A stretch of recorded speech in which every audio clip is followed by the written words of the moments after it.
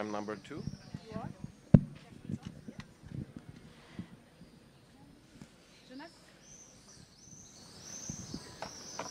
Bonjour et bienvenue à la conférence de presse du meeting Herculis EBS de Monaco, la 9e étape donc de la saison Wanda Diamond League ici demain soir. Welcome everybody, welcome to the press conference of the Wanda Diamond League Herculis EBS meeting. So for 2 hours we'll be together. 10 athletes will come and join us later. 3 athletes from the women's pole vault, 2 athletes from the men's 800 meters, 2 athletes of the 110 meter hurdles, and 3 athletes of the 400 meters, the men. Donc on va avoir une dizaine d'athlètes qui vont venir nous rejoindre, 3 athlètes de la perche féminine, 2 athlètes du 800 mètres masculin, 2 athlètes du 110 mètres haies et 3 athlètes du 400 mètres haies. Demain, donc c'est 14 épreuves de la Diamond League. 130 athlètes qui vont prendre part à la compétition, pas moins de 10 champions d'Europe, 25 champions du monde en extérieur et en intérieur et en salle, et 7 champions olympiques qui seront présents. Donc une très très belle compétition. Tomorrow, 14 events will take place for the Wanda Diamond League. 10 European champions will be here, 25 world indoor and outdoor champions, and 7 Olympic champions. So this is the action we're going to have tomorrow. But to start, hello, Jean-Pierre Schoebel, you are the director of the Herculis EBS meeting. Vous êtes le directeur de ce meeting. Un meeting qui est toujours très, très attendu par les athlètes, mais aussi par les fans d'athlétisme. Oui, merci. En effet, nous sommes à la veille de notre Herculis EBS. C'est la 38e édition de notre meeting Herculis. C'est la 9e étape de la Diamond League, de la Wanda Diamond League. Et c'est 3 semaines avant les Jeux Olympiques. 14 disciplines, en effet, 7 parités, 7 épreuves pour les filles, 7 épreuves pour les hommes. Je dirais une excellente mise en bouche avant les Jeux Olympiques de Paris, très prochainement, 3 semaines plus tard. Le stade est prêt, et je suis content qu'on puisse faire toujours cette conférence de presse ici à l'extérieur avec le stade dessous nous. Le stade est prêt. On a travaillé dur pour monter ce plateau d'athlètes, aussi bien dans la partie d'organisation que dans la partie invitation. Il y aura, vous le savez, quelques très belles confrontations et on est heureux de pouvoir lancer ce meeting. La vente des billets a bien marché, la météo est bonne, donc maintenant, je dirais, place au sport et place aux résultats. J'ai été un petit peu long, désolé. So it's the 30th edition of the meeting. It's the 9th leg of the Wanda Diamond League season, and it's 3 weeks before the Olympic Games. It's a total equal between men and women. We'll have 7 events for the women and 7 for the men. Of course, it's a great meet just 3 weeks before the Olympic Game. The stadium is ready. The teams have been working hard to prepare logistically and invitations for the athletes. The stadium is always very beautiful. The weather is always beautiful. So now action is ready. Thank you, Jean-Pierre. Petr, hello, CEO of the Diamond League. As we said, as Jean-Pierre said, it's the 9th leg of the Wanda Diamond League season. How has the season been going so far? Well, I think if you have been following it, we have to say it has been going very well. We are now at the 9th leg, as you have mentioned. We have 14 and the final. This is the 15th year of the Wanda Diamond League with 15 meetings for the first time. And actually, last season was outstanding. And as you've already heard me say that, we ended it with a world record of Mondo Duplantis. And we started it in Xiamen this year with a world record by Mondo.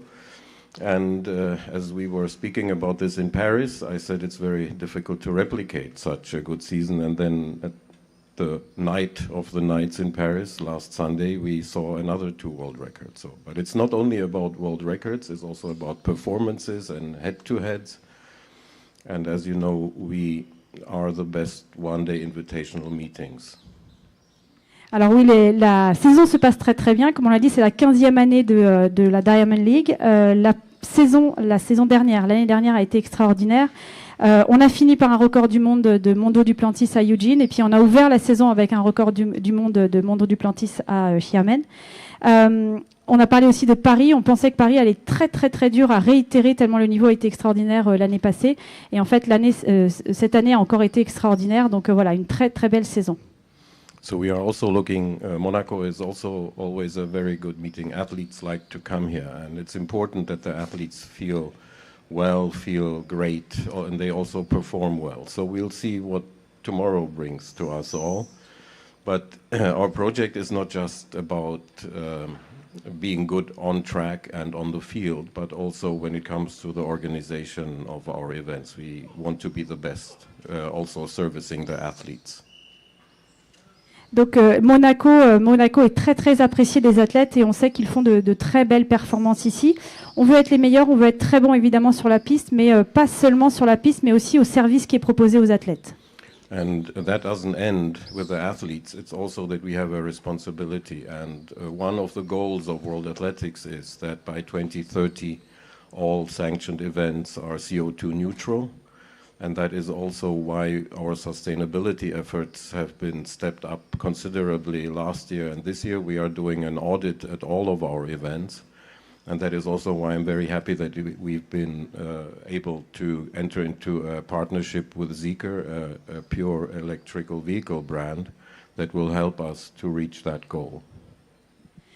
Donc on veut être bon, mais ce ne sont pas que les athlètes dont il est question, on a aussi une responsabilité envers l'environnement. D'ici 2030, il faudra que tous les événements soient, respectent l'environnement et atteignent un niveau de protection de l'environnement qui soit suffisamment bon. Des audits ont lieu en ce moment sur toutes les compétitions de la Diamond League pour vérifier où on en est de ce côté-là. Et justement, c'est pour ça qu'il est très heureux d'avoir Zeekr, qui ne fait que des voitures électriques, qui vient devenir, sponsor de la Diamond League. Thank you, Petr. Lothar Schupet, you are the COO of Zeekr. You are the new partner of the Diamond League for 4 events, Stockholm, Oslo, Paris and Monaco. Can you tell us what this partnership means to Zeekr? Yeah, of course. First of all, I'm really happy being part of the Diamond League, and especially here in Monaco, which takes a lot of attention on sustainability. And we are one of the brands of the Geely Group, which is a brand focusing on technology and on sustainability, and of course as an electric brand on zero emissions. To the Geely Group belonging Volvo, Polestar, Lincoln Co, several brands, and we are the spearhead for the group for technology. We have a substantial investment in Europe, so our Zeekr Design Center, which is a global design center, consists more than 500 designers who are doing the cars for Zeekr, and more than 1,000 in our technology center, who are all based in Sweden, in Gothenburg. So we can say with proudness, we have a soul in Europe, we understand Europe, we understand also, of course, France, and we have a substantial investment here. Donc nous sommes très très heureux d'être à Monaco. La marque Zeekr fait partie d'un groupe plus gros qui s'appelle Geely Group, dont l'objectif est d'avoir zéro émission, pas d'émission donc sur les événements. Zeekr s'occupe principalement de la technologie du groupe avec des investissements en Europe et ils ont un très gros groupe de designers en Europe, en Suède particulièrement, ainsi que des ingénieurs en Suède. Ils découvrent et ils comprennent l'Europe et particulièrement évidemment la France. Yeah, secondly, I think, and that is what Peter already mentioned, we are part of the Diamond League because our brands fitting perfectly together. Our brand slogan is "Seek More," and I think every athlete here is seeking for more. The entire organization, as just mentioned, is seeking for serving the athletes and bringing the excellence of sports into this stadium, and that's why we believe we are also fitting as a brand perfectly here. We are providing a fleet of cars here for the Diamond League as a global mobility partner. This consists of 2 models, the 001, which is a shooting brake model, and the Zeekr X, which is SUV. And so far we are, as a brand presence, visible in Sweden and in Netherlands, but we are coming soon to France. Donc nous sommes très heureux de faire partie de la Diamond League. En effet, notre slogan c'est Seek More, aller chercher toujours plus. Tout comme les athlètes, c'est là la réalité de l'association. On a des exigences sur le niveau des services apportés aux athlètes pour que les athlètes justement puissent avoir les meilleures performances sur le terrain.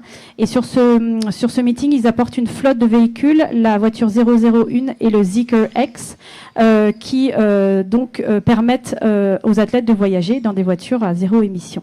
Voilà. Yeah, and the last point I would like to mention is our joint effort to make it accessible to everyone as a Zeekr X Diamond League edition. So we have created together an edition which can be bought for special conditions and with special content also in. And one content is really personal because an athlete will personally sign their own bib and it will be handed over with the car, with some other merchandise. So I think a very good offer. And of course all our cars we just announced that are very sustainable, just were rated with a 5-star NCAP rating, the green NCAP rating, so very sustainable, very efficient in terms of energy management and so on and so forth. So we are really happy to also combine this sponsorship, this event, with bringing cars to the people. Donc Zeekr n'a pas encore de point de vente en France, ils sont surtout en Suède et aux Pays-Bas, mais ils ont créé une voiture, une édition spéciale Diamond League avec une offre particulière et particulièrement ils offrent dans la voiture un dossard qui sera signé par un des top athlètes du meeting. Donc, et on rappelle aussi que donc, Zeekr a reçu un label de respect de l'environnement et de performance sur leur voiture. Merci. Est-ce que vous avez des questions? Do you have questions? Peut-être une question sur ce qu'il espère pour Jean-Pierre sur ce meeting. Est-ce qu'il y a une course vraiment qui l'attend avec un peu plus d'impact? So the question is there any event that you are very excited about for tomorrow's meeting? Je pense que c'est difficile de répondre parce que pour moi, presque toutes les épreuves, je les attends. Évidemment, je citerai, ça démarrera du 400 et du 800 masculin, du 110 mètres et du 2000, du 2000 mètres, du 5000 mètres, du 1500 mètres chez les hommes. C'est difficile pour moi. On est toujours surpris parce que des fois on se dit ah tiens ça va être l'épreuve qui va bien marcher et puis on est totalement surpris parce que c'est une autre qui tout d'un coup fonctionne. Donc je pense ça a toujours été notre politique au niveau du meeting et du plateau athlète. On s'est occupé de toutes les épreuves. C'est sûr qu'on a été plus performant dans certaines que dans d'autres, mais en tout cas on a mis autant d'attention pour toutes les spécialités et je pense que vous ne serez pas déçus demain soir. Les athlètes nous en donneront à regarder et à apprécier. En tout cas, je vous souhaite que vous passiez tous une bonne soirée. Bien entendu, Justine et son équipe sont à votre disposition pour vous faciliter les conditions de travail. Mais je vous propose maintenant qu'on s'intéresse aux athlètes qui doivent être bientôt derrière moi et c'est eux que vous attendez plus particulièrement. Mais je vous remercie pour votre attention. So it's a difficult question because obviously they're paying particular attention to all of the events they've worked on. Of course, there's the 400-meter hurdles, but then there's the men's 800, the men's 110-meter hurdles, the 2,000, the 5,000, the 1,500.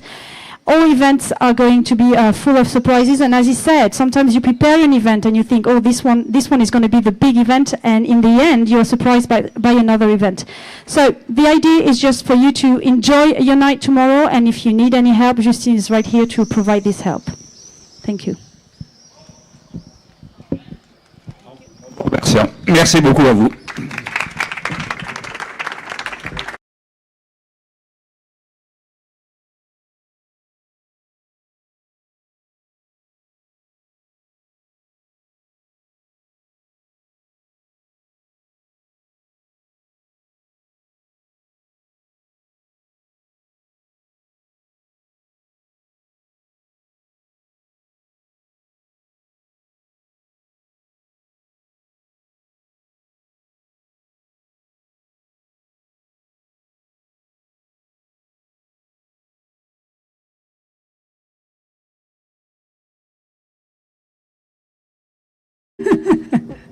Should I translate that?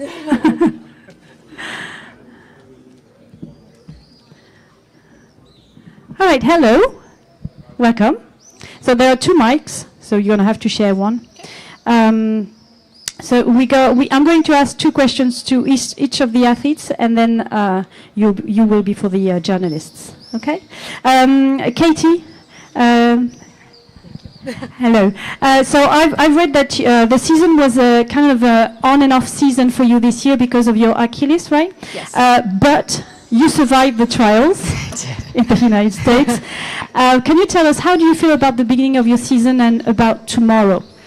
Yeah, it's just like you said, it's been a roller coaster, and I survived the trials. That's pretty much all you can do. Everything about that meet is stressful. It's not very fun, but you just try to come out on the other side having made the team, and I'm so grateful that I did that.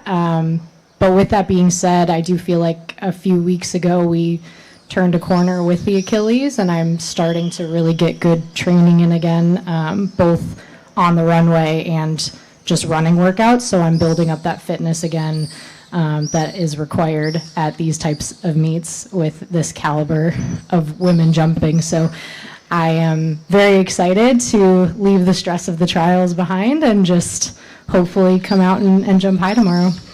Alors, elle nous explique que oui, la saison a été un petit peu faite de montagnes russes justement à cause de ses problèmes de santé. Elle expliquait aussi que les trials aux États-Unis sont un moment qui n'est pas toujours très agréable, qui est extrêmement stressant. Qu'il y a depuis quelques semaines, ça y est, a priori son tendon d'Achille la laisse tranquille, donc elle peut se sentir bien. Elle a bien travaillé sur sa piste, enfin sa course d'élan, pardon, et son envol. Elle est en train de bien travailler sur tout l'aspect en forme, on va dire, fitness, et elle espère surtout aller haut demain. You'll be competing against, depending on how we talk, with Nina, let's say with, right? You share a title in last year. I know people talk about it probably a lot because it's always a big event for spectators. How does it feel to be back together again? I think it feels great. No, it's just fun. Everything about that meet was really fun and unique, and I've said before, so rarely do we get to truly celebrate with our competitors that become friends, and so it's fun to be back here. I know she's ready to jump high, and she has jumped high this season and will continue to do so, and I'm excited because I know that pushes me as an athlete, and so it's fun when you get people that are friends, good personalities, but that also push you on the runway, so.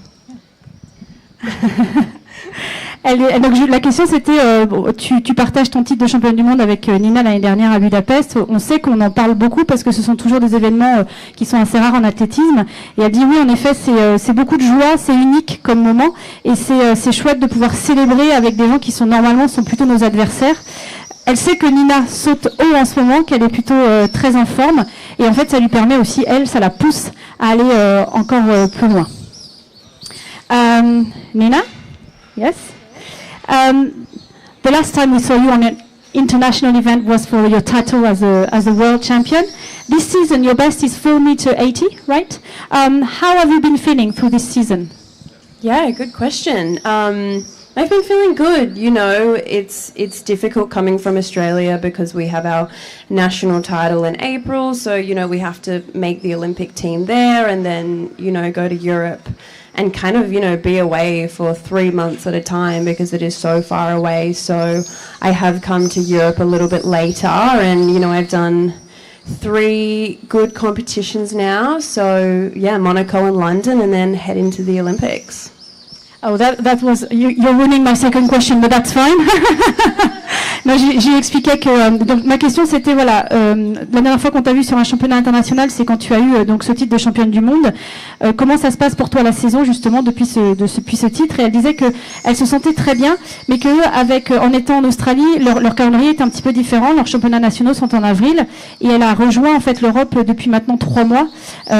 3 compétitions où elle se sent très bien. Là, il y a Monaco, Londres. Et puis les JO là dans 3 semaines, 3 weeks, the Olympic Games. Well, you're very close to France now. Monaco is not France, but it's very close to France. How does it feel to be here? Can you feel the atmosphere already? of course, you know, checking in at the airports, you know, there's Olympic merchandise everywhere, and, you know, it's getting really exciting, and, you know, just being in the heat of France, like the climate, and, you know, jumping in the ocean yesterday, it was really beautiful. It's very like home, so I feel good. I feel excited to be here, and leading into the Olympics, the Australian team is basing in Montpellier, so I'll be there for, you know, 2 weeks and then into the village. Donc la question c'était voilà qu'est-ce que ça fait, est-ce que tu sens l'atmosphère un petit peu monter par rapport aux Jeux Olympiques? Elle expliquait que oui, l'arrivée à l'aéroport déjà on voit tout l'affichage, le merchandising. Bon, elle dit aussi que la chaleur en France, parce que le temps en Australie n'est pas le même. Elle a même pu se baigner hier, ce qui était très agréable. Et voilà, il reste 2 semaines, elle se sent très très bien. Thank you. Thank you. Marie-Julie? Oui. Alors Marie-Julie, si je me trompe pas, tu as mis 20 cm à ton record en 1 an. Exactement. Voilà. Donc, il y a quelques jours. Honnêtement, en 1 semaine, ce qui s'est passé, c'était juste incroyable. Et c'était compliqué de l'anticiper, mais je suis vraiment contente. So what I was saying is that she set a new personal best 20 meters higher than the one she had last year. So it's a big season for Marie-Julie. Rome, I think Rome, the European Championships, à Rome, les championnats d'Europe se sont gagnés à 4,78 m, si je me trompe pas. Demain, tu es dans un concours qui va peut-être s'approcher des 5 mètres. Comment tu envisages ce concours? Comment tu l'anticipes justement? Honnêtement, à quelques semaines des Jeux Olympiques, je pense que c'est important de pouvoir se confronter justement à ce type de filles qui sautent très très haut. Et c'est vrai que maintenant, je fais un peu partie aussi de ce groupe-là. J'ai du mal franchement à y croire, mais c'est le cas. J'ai besoin de cette confrontation. C'est des filles qui me tirent et qui m'inspirent. Donc honnêtement, je vais m'inspirer de ce qu'elles vont faire demain et ça va me tirer pour sauter le plus haut possible.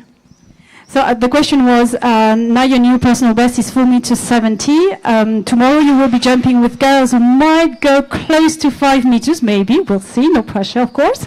So how do you feel about being in such a high level of competition? And she answered that it's really nice to be here 2 weeks prior to the Olympic Games, and it's nice to be able to be with those girls. They push her to go higher, and of course everything is possible. Je peux pas m'empêcher, Marie-Julie, je pense que tu vas la sentir venir, cette question.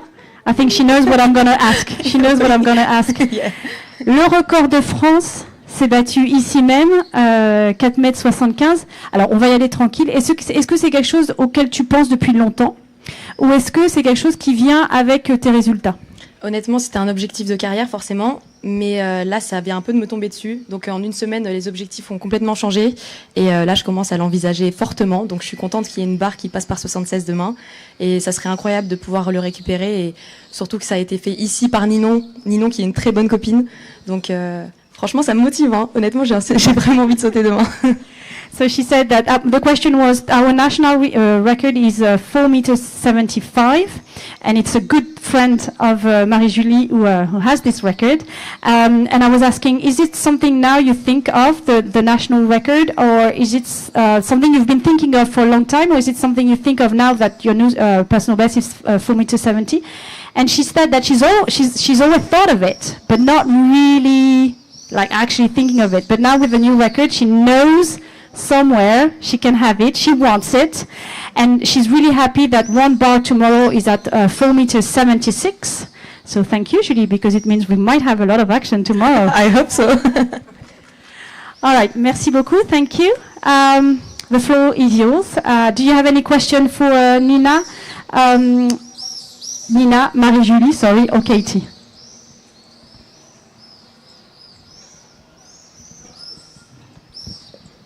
Hello, I have a question for Marie-Julie. What does it mean for you to compete in Diamond League, and how does it impact your overall athletic career? I think it's really important for me because I've made like other Diamond Leagues, but I've never felt like at the right place because I didn't feel really legitimate to be there. And today I feel lit, and I know that I can jump with this type of girls. And so I think it's like a consecration, and it's the biggest meeting in the world. So I have to take it and to enjoy it. Yeah. Alors la question c'était qu'est-ce que ça lui fait d'être dans la Diamond League, qu'est-ce que ça signifie pour elle, et elle dit que voilà, pour elle c'est très important. Elle a déjà fait de la Diamond League, mais elle se sentait pas vraiment légitime. Et là ça y est, elle se sent légitime, elle est prête à comment dire compétiter, ça se dit pas, à être en compétition avec ses filles.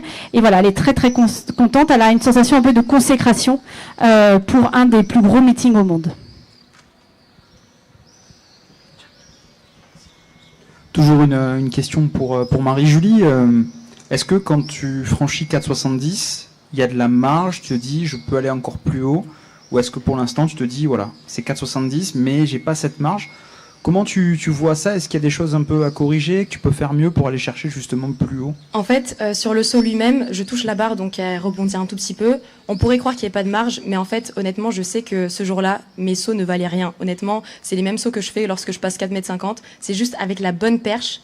Donc pour moi, il y a vraiment de la marge techniquement. Techniquement, je sais que je peux faire mieux. Ce jour-là, j'étais pas forcément en forme. J'étais fatiguée depuis les championnats de France. Je n'arrive pas à dormir parce que je ne réalise pas que je vais aux Jeux Olympiques. Donc je pense qu'il y a vraiment une grosse marge, et puis j'ai les perches qui arrivent.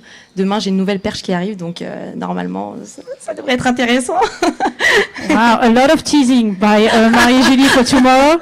So she was explaining that the question was, when you set the new national record at 4,70 m, did you feel like you were quite high above the bar or just above it? And she said I know it can be much better. She touched the bar slightly, it bounced a little bit, but the pole was not exactly the one you are going to need now for the next bars. She knows that she can have it, and a new pole is coming tomorrow. So, okay, we're going to be watching out for you, girl, tomorrow.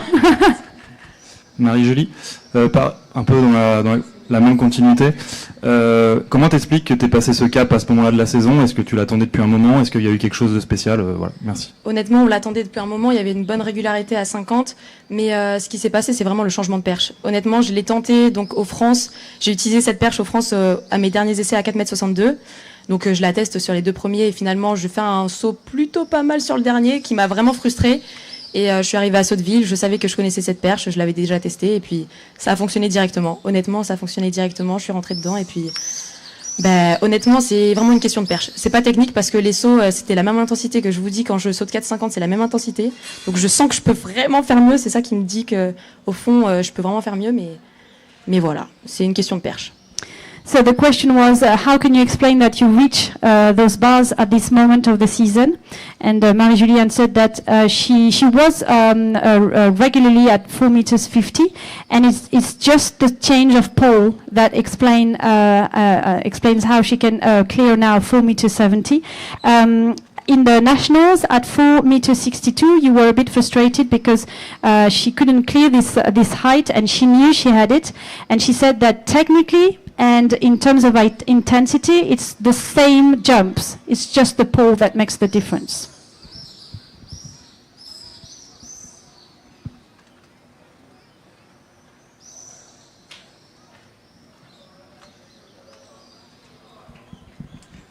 Question to Katie. Given the stress of trials and how tough that is, in some way, having got through that, does that almost, forgive the pun, propel you into a better place going into Olympics because it was so tough to get there? Yes. Thank you.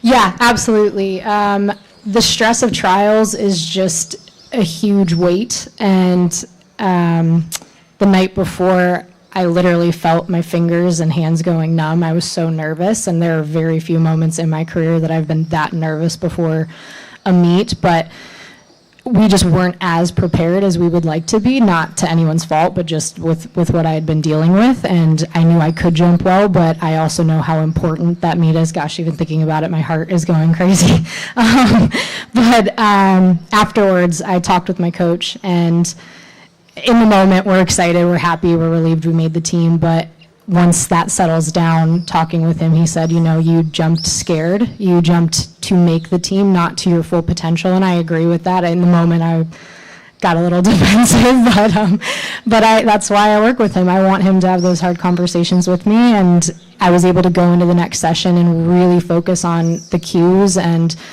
what we're trying to dial in from a technical standpoint. And so yeah, now that the trials is over, that stress is over, I feel a bit more free on the runway just to really focus and execute to the best of my ability. And yeah. Alors la question c'était que les trials aux États-Unis sont un gros moment de stress pour beaucoup d'athlètes. Comment elle l'a vécu et comment elle pense que ça la projette sur le reste de la saison. Elle explique que oui, le trials a été un moment très très angoissant. La veille au soir, par exemple, elle ne sentait plus ses mains, elle sentait plus ses doigts tellement le stress l'envahissait. Une fois que la compétition a été terminée, évidemment, il y a l'excitation, la grande joie, mais son entraîneur et son staff lui a dit bah oui, mais là tu as sauté en ayant peur. L'objectif seulement était de rejoindre l'équipe, pas forcément d'aller chercher la barre au-dessus. Elle dit qu'ensuite, dans les entraînements qui ont suivi, elle s'est surtout concentrée sur les éléments techniques, reprendre un petit peu les basiques, et que maintenant, elle se sent beaucoup plus libre.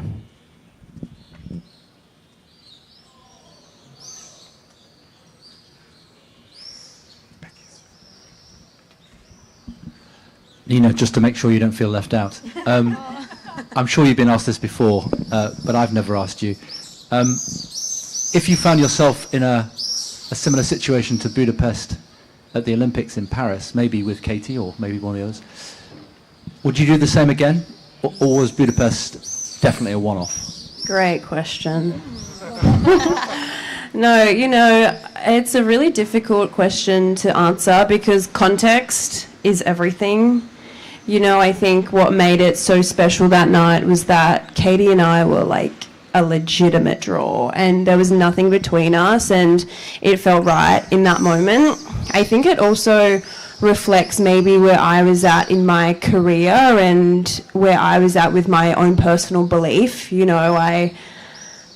felt right and I did it. And, thinking about the Olympic Games, I don't want to say that I would do the jump off, but there is that fire in me that, I want the outright gold medal, I'm sure Katie does as well. So, I think I would do the jump off and, I'd roll the dice and see what happens.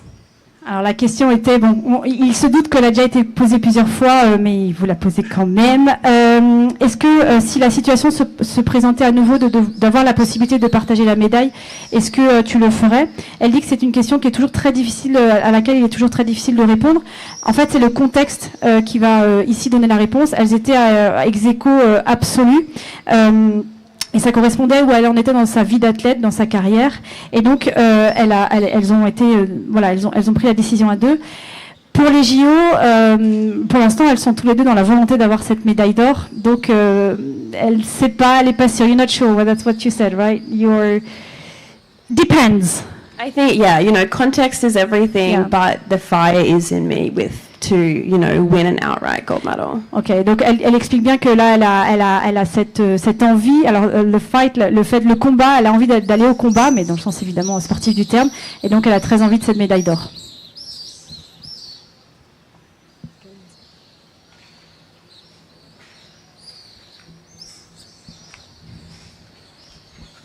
Est-ce qu'après son début de saison, Katie est peut-être un petit peu revancharde quand elle arrive à Monaco? Il faut peut-être aussi qu'elle réaffirme un peu qu'elle est dans le haut du panier et qu'elle sera effectivement performante à Paris. Voilà, est-ce qu'il y a un peu de ça chez elle? Coming to Monaco today, do you feel like you need to show the other girls that you're here? Maybe. And ready to fight? It's more that I feel like I need to show myself. I am happy that I jumped an 85 bar earlier this year, but I've only jumped in one Diamond League, and that was the first meet back from my injection. So I really just kind of want to prove to myself that I can still jump high in a Diamond League setting against these women and just instill some confidence going into the games. But yeah, I guess a little bit, but it's more just if I go out there and focus on what I can do, it's just more about me and my internal confidence more than anything. Donc elle explique que elle a sauté 4,85 m cette saison, en début de saison, juste après les infiltrations donc dans le tendon. Elle va se concentrer surtout sur elle-même. Elle a besoin de voir qu'elle saute haut. Elle va se concentrer sur elle pour gagner aussi en confiance. Donc évidemment, il y a les autres athlètes qui sont là, mais elle est surtout concentrée sur elle, sur ses points techniques pour essayer d'aller le plus haut possible.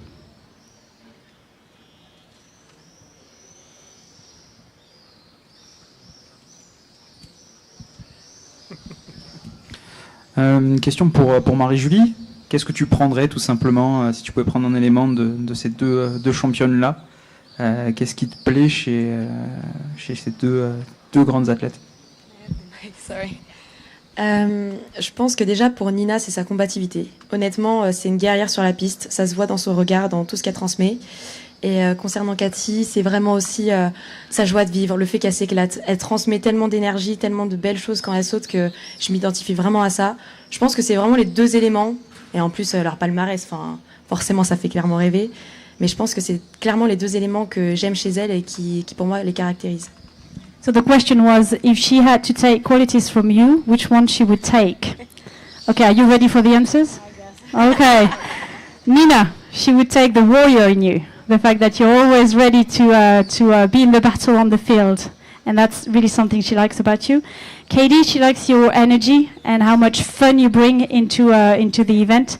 So that's what she would take, apart from the medals. But that's...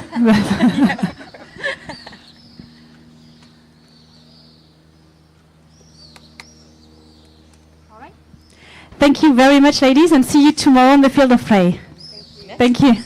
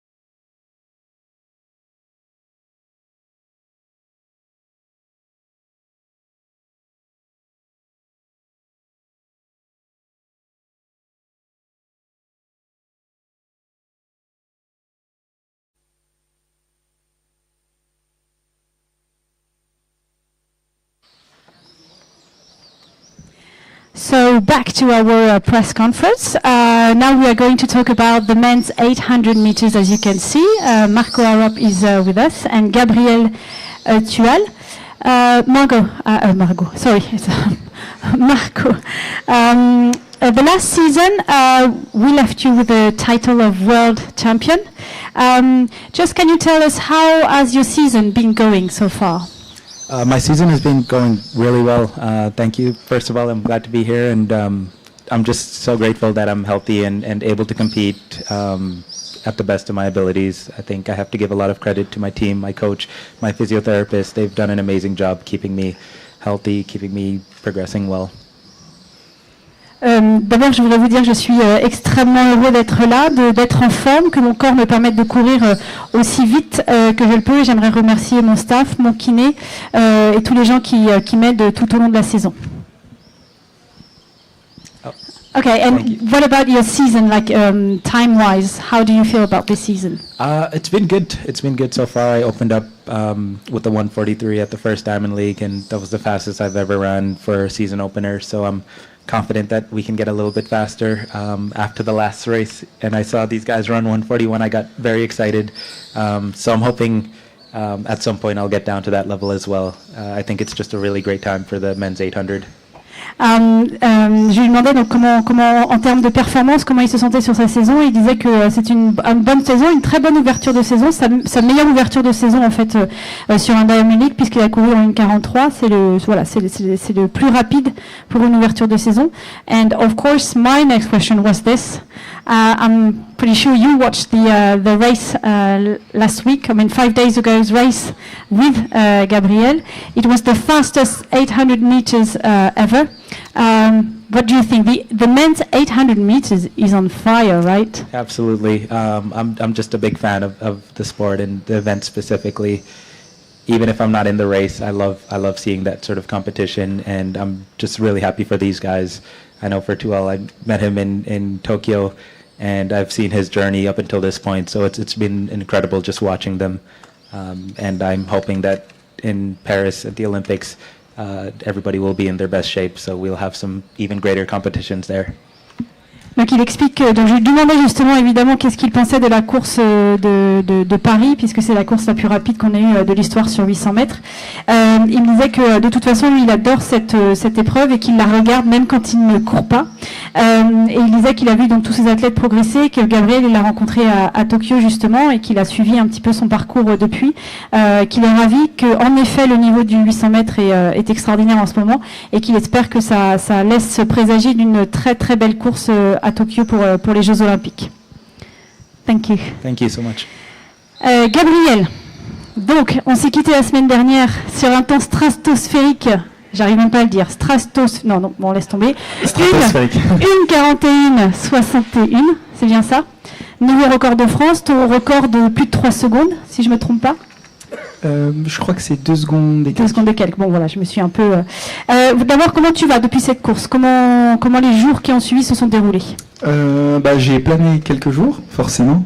Après, non, sinon j'ai bien récupéré. J'ai les jambes qui se sentent bien. Et puis, si je suis à Monaco, c'est pour recommencer et refaire une course comme ça. Donc, je pense que je suis prêt. En tout cas, moi, je le veux. Donc, on va voir ce que ça va donner après. So my question was, you set a new national best in Paris last Sunday. How do you feel? How the last days have been? And he said that it's been great. It was a bit high for a few days, but now he's fine. His legs are amazing, and he hopes he'll run that fast again tomorrow. Est-ce que par contre c'est quelque chose auquel tu réfléchis? Tu passes dans les 5 meilleurs temps mondiaux. Tu fais passer Sebastian Coe à la 6e meilleure perf tout temps, pardon. Est-ce que ça c'est quelque chose que tu réalises? Est-ce que c'est quelque chose auquel tu penses? Je pense que c'est le plus dur à réaliser. Que j'ai fait une 42, une 43 ou une 41, ce qui est impressionnant, c'est que je suis le 5 all-time et j'avoue que c'est dur à se le mettre dans la tête. Tous les jours, il faut se le répéter et quand je me le répète, je me dis waouh, franchement, c'est incroyable, c'est dingue. Et je pense que du fait qu'il y ait Monaco et les Jeux et que l'objectif ce soit les Jeux, ça me permet de garder les pieds sur terre et de rester concentré et je pense que c'est une bonne chose. So the question was, do you realize that you are now the fifth best of all time? That Sebastian Coe is now sixth? And he said, well, this is probably the hardest to understand, to realize. He thinks about it. He said it's completely crazy.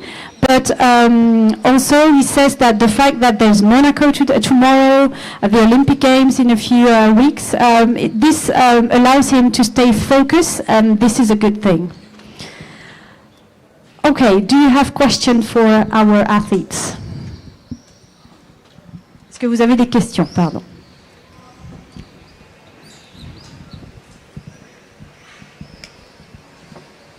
I have a question for Gabriel. How do you analyze and learn from your performances in the Diamond League to improve for future races and meets?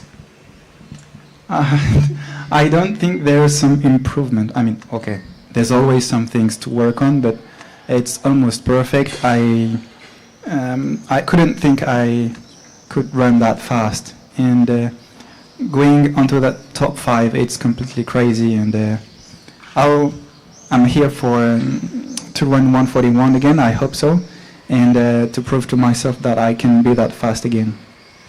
Donc la question était comment tu analyses ta course et les progrès qu'il a eu pendant cette course et un petit peu avant qui t'a amené à ce temps-là.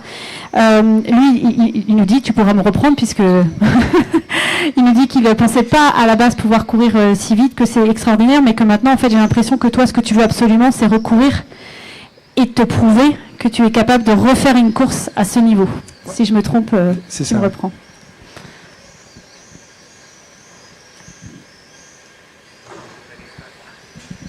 It's actually a question for both of you, but given the depth of the race in Paris and obviously other races that we've had this season, how much does that spur you on, particularly, you know, obviously you guys are running fast, but when you're running fast against each other, it brings another element to it? I think it helps a lot knowing that we're not only capable of running fast, but having close competitive races. I believe we're all just going to drive each other to further success in this event. And I think everyone in the 800 has seen that race and has been inspired in a way to hopefully push past their own barriers and have some much greater performances. I kind of think the same. I'm a big fan of Arop, and I watch every races since 2021, and I think it just helps us going faster and training harder and pushing ourselves to the limit, through the limits. And when we line up, it's even more harder and tougher, and it just pushes us. I agree. La question était, voilà, le niveau du 800 est vraiment très élevé, mais en plus vous vous retrouvez sur les compétitions, qu'est-ce que ça vous fait? Et donc ils expliquaient qu'en fait ça les pousse surtout à aller se dépasser, aller encore plus loin.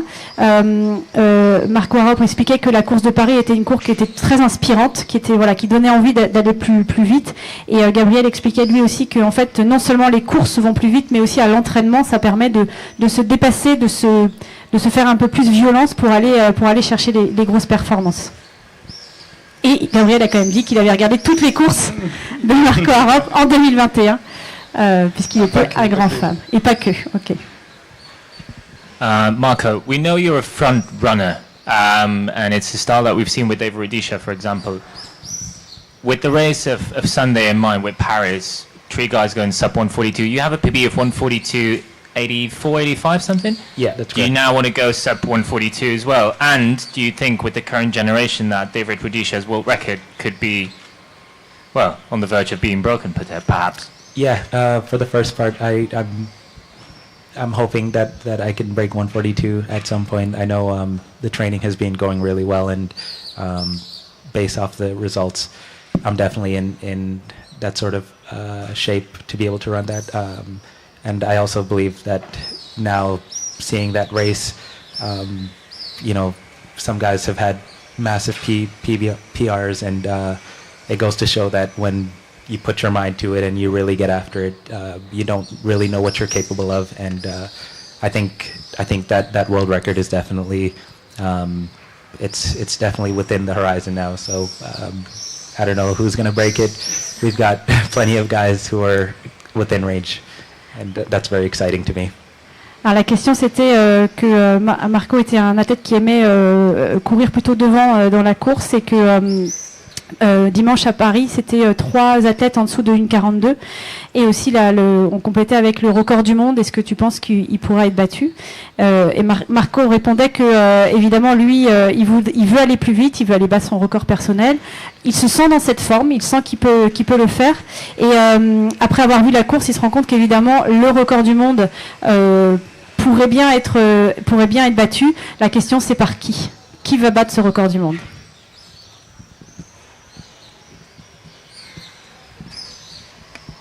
A question for Gabriel. The race in Paris was absolutely crazy. We've never seen anything like it, so many running so fast.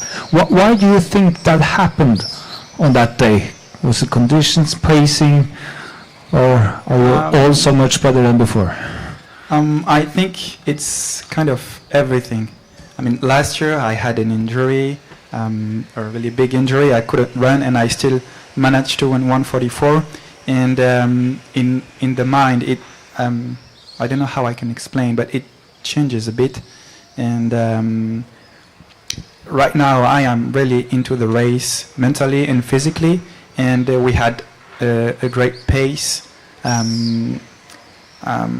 The race was really fluid, no up and downs, no pushes. I was just running at my pace without ever being gêné. Comment tu dis? Disturbed. So I was running to win the race, and I was pushing, and I wasn't thinking about my legs if it was hurting or something. I was just wanting to win the race, and I think it helps me to run that 1:41. Donc la question était, la course de Paris était complètement incroyable. Comment tu l'expliques? Comment tu expliques un tel niveau de performance? Gabriel nous dit que c'est tout un ensemble de circonstances. L'année dernière, il était blessé. Il a quand même réussi à courir en 1:44. Et en fait, depuis cette course, il y a eu du changement mental. Ouais. Il y a eu un changement mental. Et lui, ce qu'il pense qu'il a vraiment porté dans cette course, c'est que ça a été une course extrêmement fluide, avec un rythme parfait pour lui. Pas de gêne entre les coureurs. Et qu'il s'est seulement concentré sur le fait de gagner. Et que ça lui a permis de ne pas réfléchir à ses jambes. Et donc il s'est concentré sur la gagne, sur la victoire. Et il pense que c'est ça qui explique que cet ensemble de performances à Paris.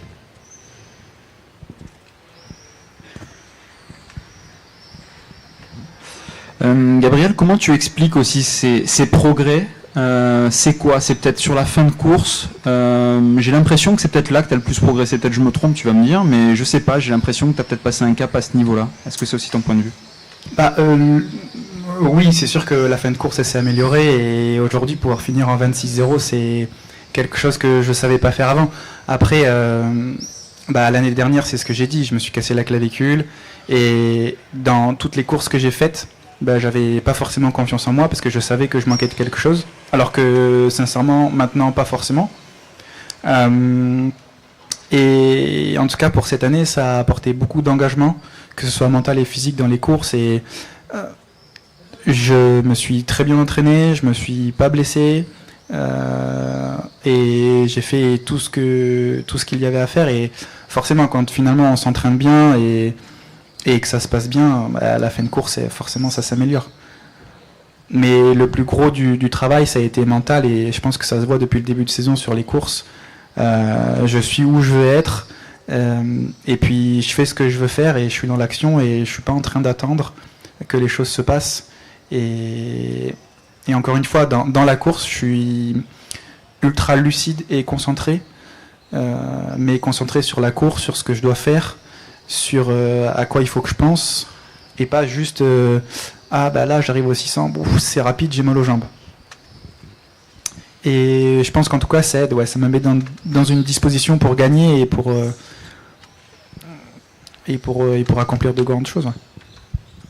So the question was, how do you explain such a big improvement for you? We actually mentioned last week when you talked about Benjamin Robert and you said you wanted his finish. Well, there you go. He said that yes, of course, there's a big improvement. His finish on the 800 meters in Paris was 26 seconds. It's for 300 meters in 26 seconds. 200 meters. 200 meters in 26 seconds. Last year was a bit different because he had broken his bone, the elbow bone. I don't know how you. And he didn't feel that confident during the races. And today he feels that the big change is in his mental, his capacity to be totally in the race, but on the good thing of the race. He trusts himself physically, mentally, no injuries this year. And during the race, he's very active and focused on the race. Gabriel, est-ce que tu penses que les autres coureurs vont changer leur regard sur toi? Est-ce que, par exemple, ils vont te laisser peut-être plus de place, prendre le lead parce qu'ils vont se dire bah vas-y Coco, t'as fait une 41, on te regarde. Est-ce que tu penses que ça peut être un peu ça et, voilà. Et savoir si Marco a peur de toi maintenant, s'il veut répondre. Non, je pense que Marco c'est un très grand coureur et il le sait pas encore, mais il a les 1,41 dans les jambes et moi en tout cas j'en suis certain. Après oui, certainement qu'ils ont, enfin c'est presque sûr qu'ils auront un regard différent par rapport à moi, mais moi ça change pas grand chose finalement. Moi je suis concentré sur moi, sur ce que je veux faire dans la course et puis bah de toute façon c'est pas calé en fonction des autres, c'est calé en fonction de moi, de mes capacités et de ce que je veux faire, donc ça m'importe pas trop ça. So the question was, do you think that the other runners, such as you maybe, look at him differently, are more scared of you? Gabriel said that, and the question also was, do you think that the races are going to be a bit different because people will expect you to take the lead and let you take the lead? Gabriel said that for him it doesn't make any difference. He will still focus on his race and do his race the way he's always done. And that Marco is going to win 141. Yeah, right. And then Marco is going to run sub 141. Marco, what's your, how do you look at him now? Is there any difference, or for you it's still the same? You know, I never really think about that. I think I always believe that everybody's capable of doing incredible things, and I think the race in Paris, I didn't expect to see 3 people run 141, I'll be honest. But afterwards, I was like, okay, I've not only also Sajati and Chemining won, Kenyamal all ran 142, and Kristan. I was just thinking like, okay, this is great for the entire event specifically, and I think Gabriel, you showed everyone that what you're capable of, and now you've put the world on notice, and I think that's the way it's supposed to be. You know, we go out there and we try to run as fast as we can, and yeah, I think everybody's really excited for them, and then also excited for themselves, like to go out there and try to do the same. Donc la question c'était voilà, est-ce que toi tu portes un regard différent sur Gabriel, et Marco nous explique que pour lui tout le monde est capable de faire de très grandes choses de toute façon. C'est vrai qu'il ne s'attendait pas à un tel résultat à Paris. Dimanche, 3 athlètes sous 1,42, il n'avait pas forcément vu venir. Il nous dit que Gabriel a montré ce dont il était réellement capable et qu'il est extrêmement content pour lui, et que oui, la course de Paris va être une très grande course. Marco, I just wondered what you made of Sajati's performances this year, and you as somebody who likes to front run, I just wonder whether the fact that he's got this devastating kick from 200, does that in any way change the way you like to run your race? Will that change the way you run tomorrow? I think it's definitely something you think about going in. You want to know your competitors' tendencies, and I think in training that's something we prepare for, knowing that if I'm in the lead, I always have to be on the lookout for a Sajati kick, and now, of course, a Tual kick and one Yoni especially. Like, those guys are really strong, and I think there's a level of respect for our competitors, especially in this event, and I just have to be extra careful with the tactics that I choose on the day of the race. And I think tomorrow, it might be a similar situation where I find myself in the lead, and knowing that there's going to be somebody coming, but it doesn't change the way I approach the race. We never really know how it's going to play out until the day of. Alors la question c'était, toi qui as tellement l'habitude de courir devant, d'être devant dans les courses, en ayant vu la grosse accélération de Sedjati aux 200 mètres à Paris, pour toi, est-ce que ça va changer quelque chose dans ta stratégie de course? Et il répond que oui, dans les entraînements, évidemment, qu'il travaille là-dessus. S'il est devant, à toujours faire attention à ses autres adversaires. Il dit de toute façon, qui que ce soit, on respecte tous les adversaires et ça peut venir un peu de n'importe qui. Il va devoir faire attention, évidemment, par exemple, à Sedjati, mais aussi à Gabriel, et que de toute façon, c'est le jour de la course que la stratégie se dévoile et que voilà, il pense qu'il sera sûrement devant demain, mais on verra selon la course. Une dernière question. Marco dit que ça ne change pas ce qui s'est passé à Paris, sa manière de courir. Malgré tout, est-ce qu'il n'a pas envie de répondre un petit peu demain? Il n'était pas sur cette course un peu historique. Est-ce qu'il a envie de répondre un petit peu à ces 3 dragsters là? So the question is, Marco, you were not on the race on Sunday. Do you feel like you want to answer? You want the challenge. You're up for the challenge. Do you like the challenges of that kind? I love it. I think, I don't know, I can't speak for everybody else, but watching that race really got me excited, and seeing the results. I was really looking forward to this race. Don't know if it'll be quite as fast. I would love for it to go just as fast, maybe faster, but at the end of the day we can't force these things. They just have to come naturally. So yeah, I would like to go for it, but it always depends on how I feel going into the race. Alors il dit que oui, évidemment, il adore ce genre de challenge. Cette course l'a beaucoup impressionné plutôt excited, donc il était très, ça l'a beaucoup impressionné. Il a hâte, en fait ça l'a plus rendu, il a très très hâte de courir pour voir un petit peu ce dont il est capable. Il ne sait pas s'il sera capable d'être au même niveau que l'ont été les athlètes dimanche. Et de toute façon ce genre de choses, on ne peut pas les prévoir, il faut les laisser venir naturellement. Merci beaucoup. Thank you. Merci à vous. Merci. Okay, thank you so much.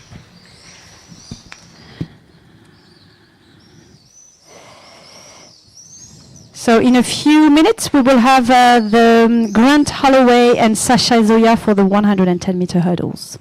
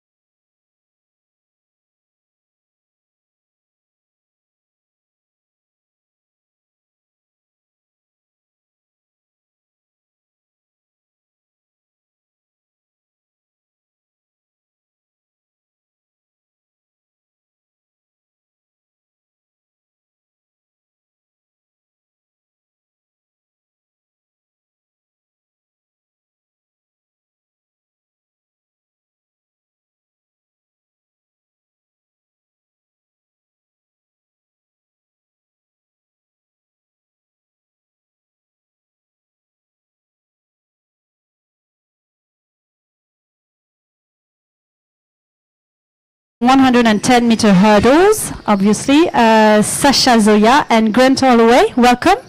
Welcome to Monaco. Thank you. Thank you. Oh, you need to turn your mic on. There you go. Is that? Yeah. Mercy. There you go. Ah. I asked him if he knew a few words in French, and he said merci. So I told him Close to it. he needs to work on it for this summer. Okay, Sasha, I'm going to start with you. We said English, right? So Yeah, that English. Grant can follow up with us. Yeah. On Sunday, you had your first victory in the Diamond League. You did the same as your personal best, 13:15. Yeah. It's always good to win, and this brings more confidence, right? Yeah, it brings heaps more confidence. I'm still trying to get as many wins under the belt as Grant, but he'll get there, and I'm just enjoying the season so far. It was a slow start to the season for me with a couple injuries, and I'm happy that my second championship, my second race, I get out there and I do an equal PB. So Monaco, I've got a lot of feelings here, so hopefully I can do a better time, and especially with an athlete that's going quicker, hopefully I'll try and catch him. Alors je lui demandais, dimanche à Paris, tu as égalisé ton meilleur temps, 13-15, et qu'une victoire en Diamond League c'est toujours bien pour prendre en confiance. Il me disait que oui, évidemment, c'est important. Qu'il essaye de gagner autant, maintenant il va falloir gagner autant que Grant de victoires. Il a dit que la saison avait été un peu compliquée avec des petits bobos, des petites douleurs par-ci par-là, mais que demain, voilà, Monaco, il a ce sentiment, il le sent, la piste est là, et puis il va y avoir Grant qui va être là. Il va essayer de le suivre un maximum. I know that you know each other quite well. You go to Gainesville at least once a year. I think it's been 3 times, as we mentioned with Grant. What do you do there when you're there, and what kind of things you're looking for going there? For starters, I go there for the weather. But then I mainly go there for the experience of doing some training sessions with Grant and his team, Coach Holloway as well. This year we didn't get to do that because I had a couple of niggles and stuff like that, as I was saying before. But the last 2 President seasons, I went over there and we got to do starts together, and I really got to be immersed in his world and also learn from them as well. And what I find amazing is, as much as I see Grant as a competitor, he's also a very good role model and very much here to support and follow my project and be behind my project as well. So I never thought that I'd have one of my highest competitors coaching me and helping me and giving me advice. But it's amazing and it's a great feeling, and hopefully I can do it again, and hopefully we can keep this connection that we got going on. Donc je demandais la question à Sasha. Il est allé au moins 3 fois à Gainesville avec Grant pour s'entraîner. Il est allé là-bas entre autres pour le temps, mais évidemment c'est pas ça le temps. Enfin, je veux dire la météo. Il travaille un petit peu des blocs dans les starts, et aussi pour s'immerger un peu dans son monde, dans sa façon de s'entraîner. Et il se sent très très chanceux de pouvoir avoir un de ses plus grands compétiteurs, un de ses plus grands adversaires qui l'aide et qui le coach. Il voit Grant comme un modèle, voilà, le genre d'athlète vers lequel il voudrait tendre. Grant, we saw the trials in the United States. We know that the trials is a very, very tough competition. The trials in the 110-meter hurdles were like 3 athletes sub 13 this year, which was amazing.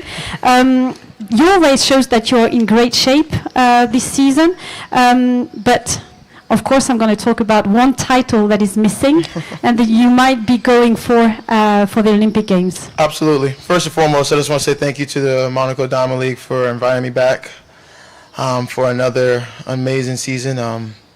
Looking forward to using this track meet as a building block to my main goal. But yeah, the trials was amazing. The trials was hard. I think that's kind of just speaks depth into how deep USA is in the 110 hurdles. I was telling Sasha, Cordell Tinch, he got 4th, and he ran 13:03. If you recall, back in 2021 Olympics, Hansel Parsons ran 13:04 for the gold. So we're leaving a strong contender at home, so that just speaks volume to, how deep it is. But I think just going forward, I just want to use this meet as a building block. I said it many, many times before. Usually here at the Monaco Diamond League, they put on a great field. So, just to get next to Sasha, get next to some of the other boys that, we've competed against again. And I think we all have that one goal. I think that's definitely the Olympic Games, but all roads lead to Monaco first.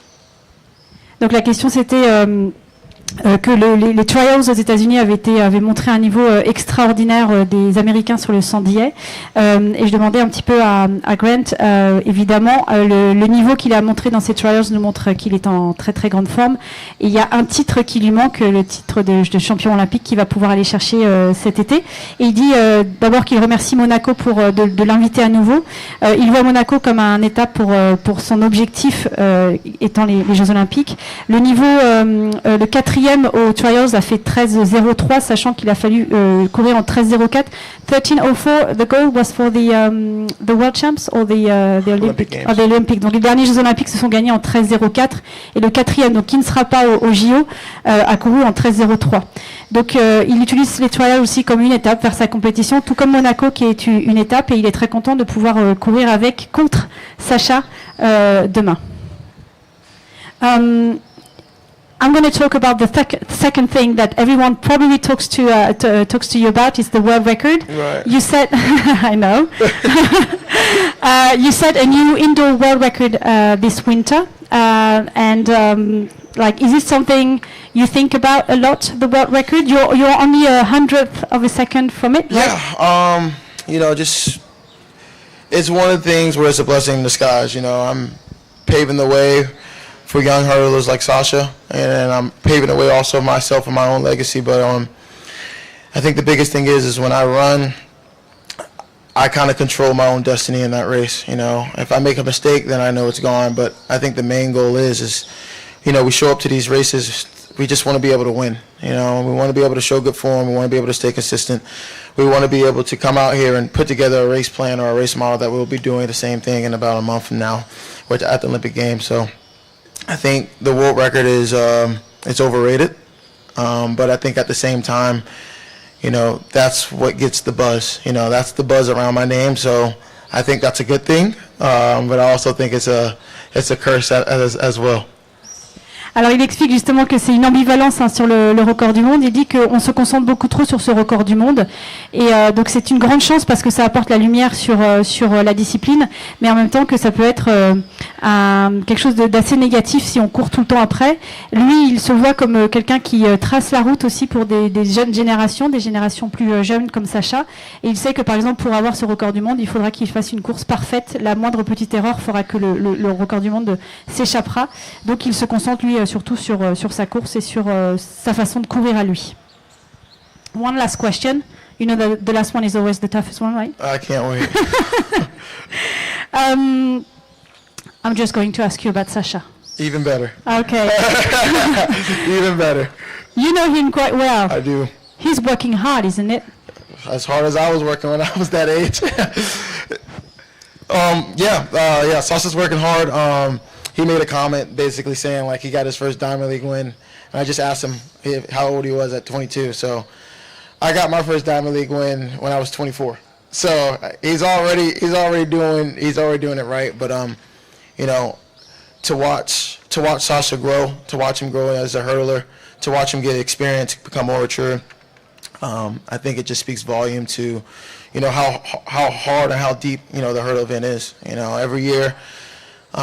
He gets better and better. I know we were next to each other in Budapest when I think you ran your first PB, 13-15 in semis, right? Yeah. And I was in that race as well. So, just to be that guy he's chasing, and obviously I don't want him to catch me, but to be that guy that he's chasing and he's, planning his races and watching my film and asking me questions, it kind of gives me, it gives me that feeling that I'm doing the right thing. And for me, I know this sport isn't everything that I got. I know once I leave the sport, I want to be done with it, but I know if I'm putting my trust, putting my work ethic into somebody else, someone else will be able to hold that throne. And, obviously we're at his hometown and here in the next month. I don't mean to be a homecoming parade pooper, but I feel like that's what I have to do. I don't know how I'm going to translate that, but okay. Sasha travaille dur en effet, et par exemple sa première victoire en Diamond League pour Grant, c'était à 24 ans. Sacha en a 22, c'est ça. Donc voilà, ça montre à quel point il travaille dur, et en fait Grant explique l'importance pour lui d'être aussi un passeur d'informations. Il est content de répondre à ces questions. Il est ravi que Sasha lui court après. Il faudrait pas qu'il le rattrape trop vite, mais il est ravi de savoir qu'il court après ses temps. Il est couru avec lui à Budapest quand il avait battu son record personnel en 13-15. Et la dernière chose, c'était que il est très embêté de devoir peut-être venir l'embêter, on va traduire ça comme ça, venir l'embêter à Paris, mais apparemment c'est ce qu'il va devoir faire. Questions? Des questions? Question pour Sasha. À Paris, tu as réalisé ta meilleure performance et pourtant tu es parti du couloir numéro 8. Est-ce que, si tu pars d'un meilleur couloir, tu penses pouvoir de nouveau battre ton meilleur record? Je pense que je peux battre mon nouveau record. Ça, je pense que c'est sûr, certain. Après, le couloir, faut savoir courir dans tous les couloirs. Dans les grands championnats, tu peux avoir n'importe quel couloir. Et des fois, quand je suis à côté d'un grand partant, ça va me déstabiliser. Si je suis très loin, je peux pas voir. Alors, faudrait juste apprendre, et c'est ce que je suis en train d'essayer d'apprendre, de courir ma propre course. Rester en focus, je fais ma course, et comme Grant il a dit, tu fais ta propre course. Et c'est comme ça que tu vas parfait. Du coup, écoute, on verra demain quel couleur j'ai.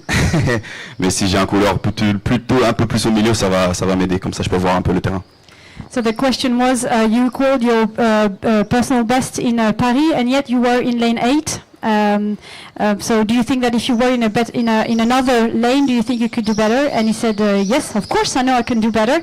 But now you have to be able to run in any lane. For instance, depending on who's next to you, if you have someone who's a very, very good starter, you still have to stay focused and not be disturbed by this person. So that's what I'm learning right now. I'm learning to focus on my race and how I feel. Okay. Sasha, à Paris, tu as fait, surtout en série, il y avait pas mal d'erreurs sur les haies. Quels ont été les enseignements pour toi de ces deux courses? Est-ce que tu as pu apprendre des choses et pouvoir justement les faire ici, améliorer des choses techniquement? Ouais, comme je suis jeune et je suis pas le plus expérimenté dans ce domaine, je fais quand même pas mal d'erreurs et je vais sortir de ma course assez souvent parce que je suis en train de faire la course au lieu de me concentrer sur moi. Et c'est vraiment ça le feedback que la G m'a dit. Déjà, il était pas très content avec ma série. Ouais, c'est le focus et j'ai besoin de faire ma course. Et sur les haies, si tu sors de ta course, tu rentres dans le tempo de la personne à côté de toi, ben c'est mort, limite c'est mort. T'as une haie, tu touches une haie, c'est un dixième perdu. Du coup c'est vraiment juste rester focus, faire ma course et laisser le reste faire l'histoire quoi. The question was, in Paris you made a few mistakes on the race. What did you learn from this race? And he said, yes, I'm young. I make a lot of mistakes on the hurdles. And actually, Laji wasn't very happy with the series, right? He wasn't very happy with the series.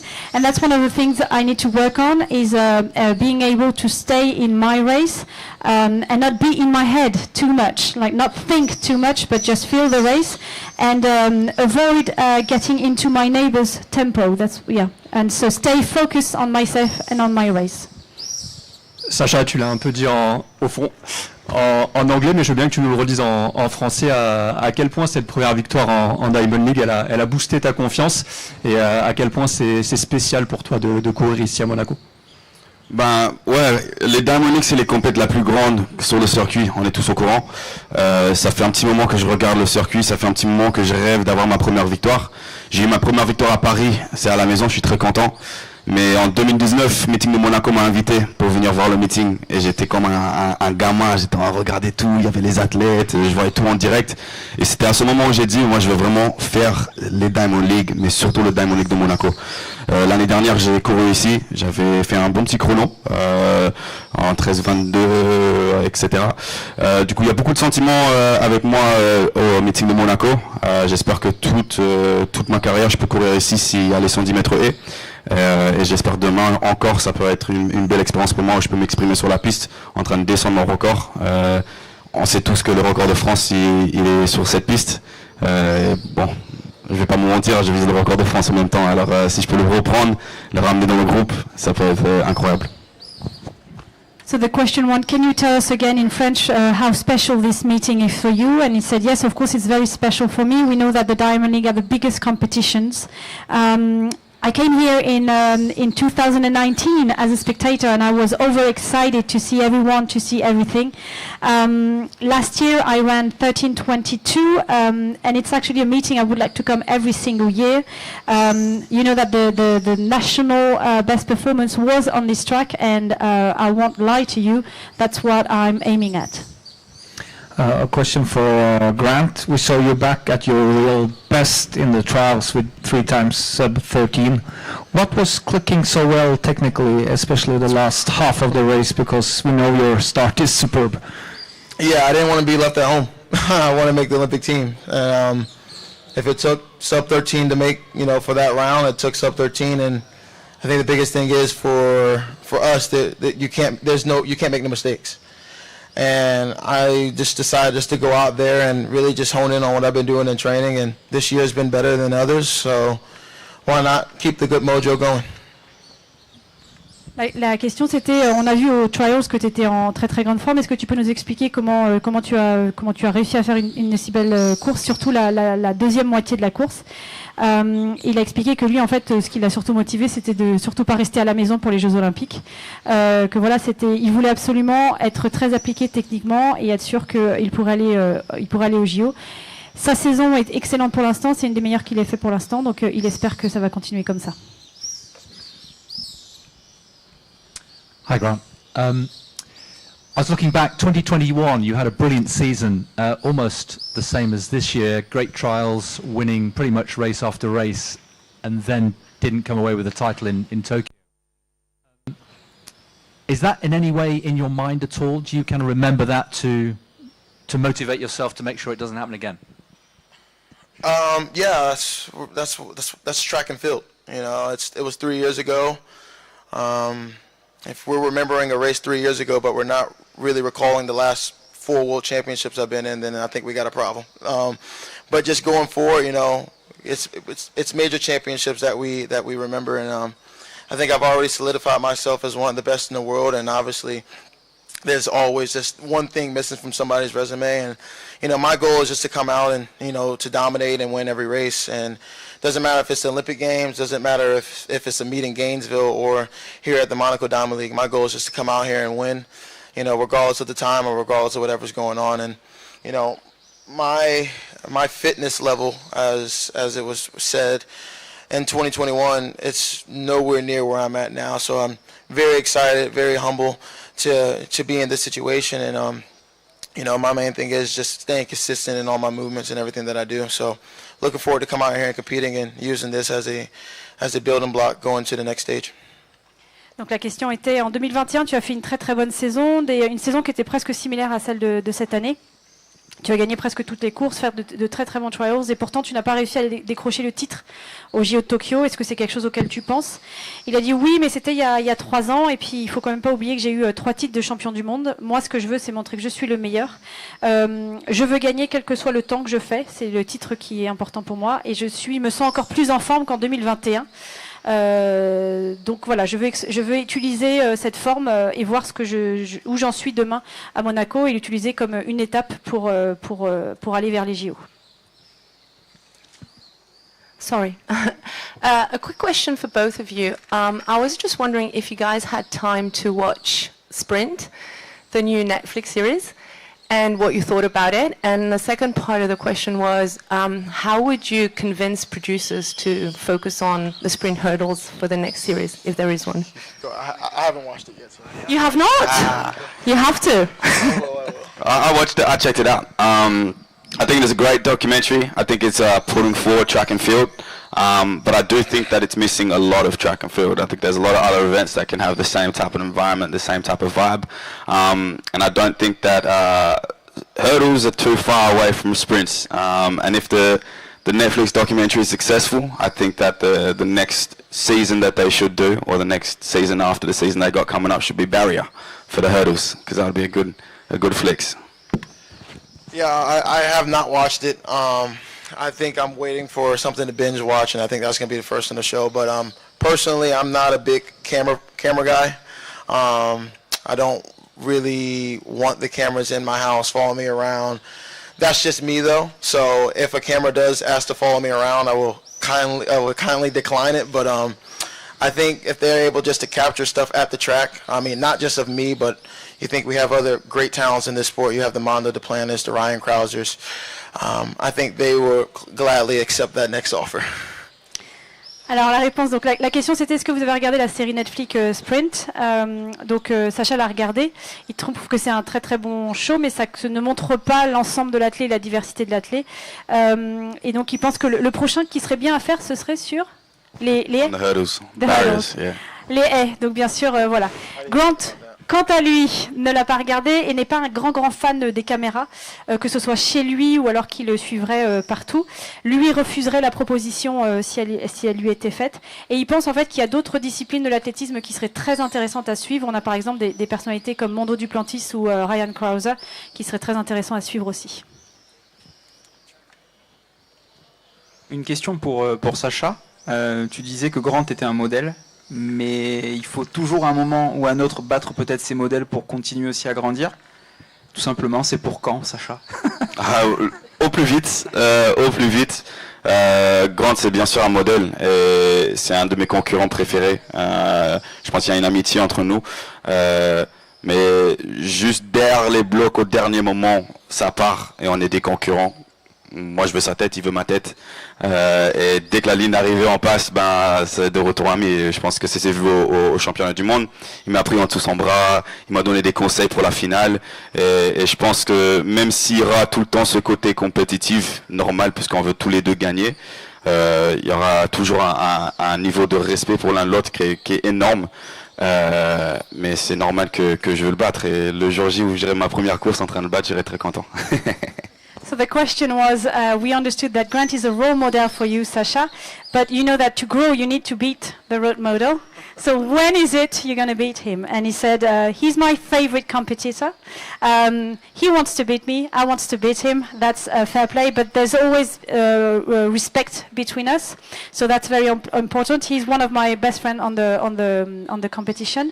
And he said when he in Budapest he came to me, we embraced and everything. So he's a good friend, but I want to beat him as soon as possible. Ok, je suis d'accord avec ça, je le respecte.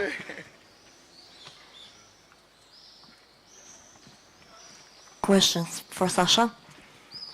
In what way does the level of competition in Diamond League event push you to improve and elevate your performances? The Diamond League, unlike World Championships or Olympics, it can collect more higher athletes because in World Championships and Olympics you're stuck by 3 athletes per the country. So you're going to get more range of athletes, more depth of athletes, and also athletes peaking at different times. You got World Championships and Olympics, there's only one of them a year. So sometimes athletes might not have their best race in that race. But then on the Diamond League circuit, there's multiple races on the Diamond League circuit, multiple times that you can try and get your revenge or try and show your best form. So it's just more chance of you have more chance of having a quick race and a fast race on the Diamond League circuit than at Olympics or World Championships. Donc la question était en quoi tu dirais que la Diamond League t'aide à progresser? Et Sacha explique qu'en fait dans la Diamond League il y a plus d'athlètes tout simplement parce que par exemple sur les JO c'est 3 athlètes par pays. On le voit, il y a des Américains qui ne vont pas être là. La Diamond League permet de rencontrer tout le monde. Il y a aussi des courses, alors j'ai compris que c'était le fait qu'il y avait des séries avant et puis des finales qui permettaient d'avoir plus de courses. C'est ça, et plus dans le circuit plus sur le circuit plus de dates qui permet d'avoir plus de courses. Donc on court plus souvent et puis aussi ça multiplie les chances d'avoir des courses très rapides qui permettent évidemment de battre les records.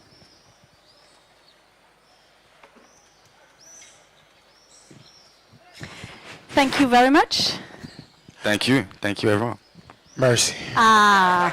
Okay, we're gonna add a word, Grant. Hit me. Merci beaucoup. Merci beaucoup. There you go. Merci well done. beaucoup. I love the accent.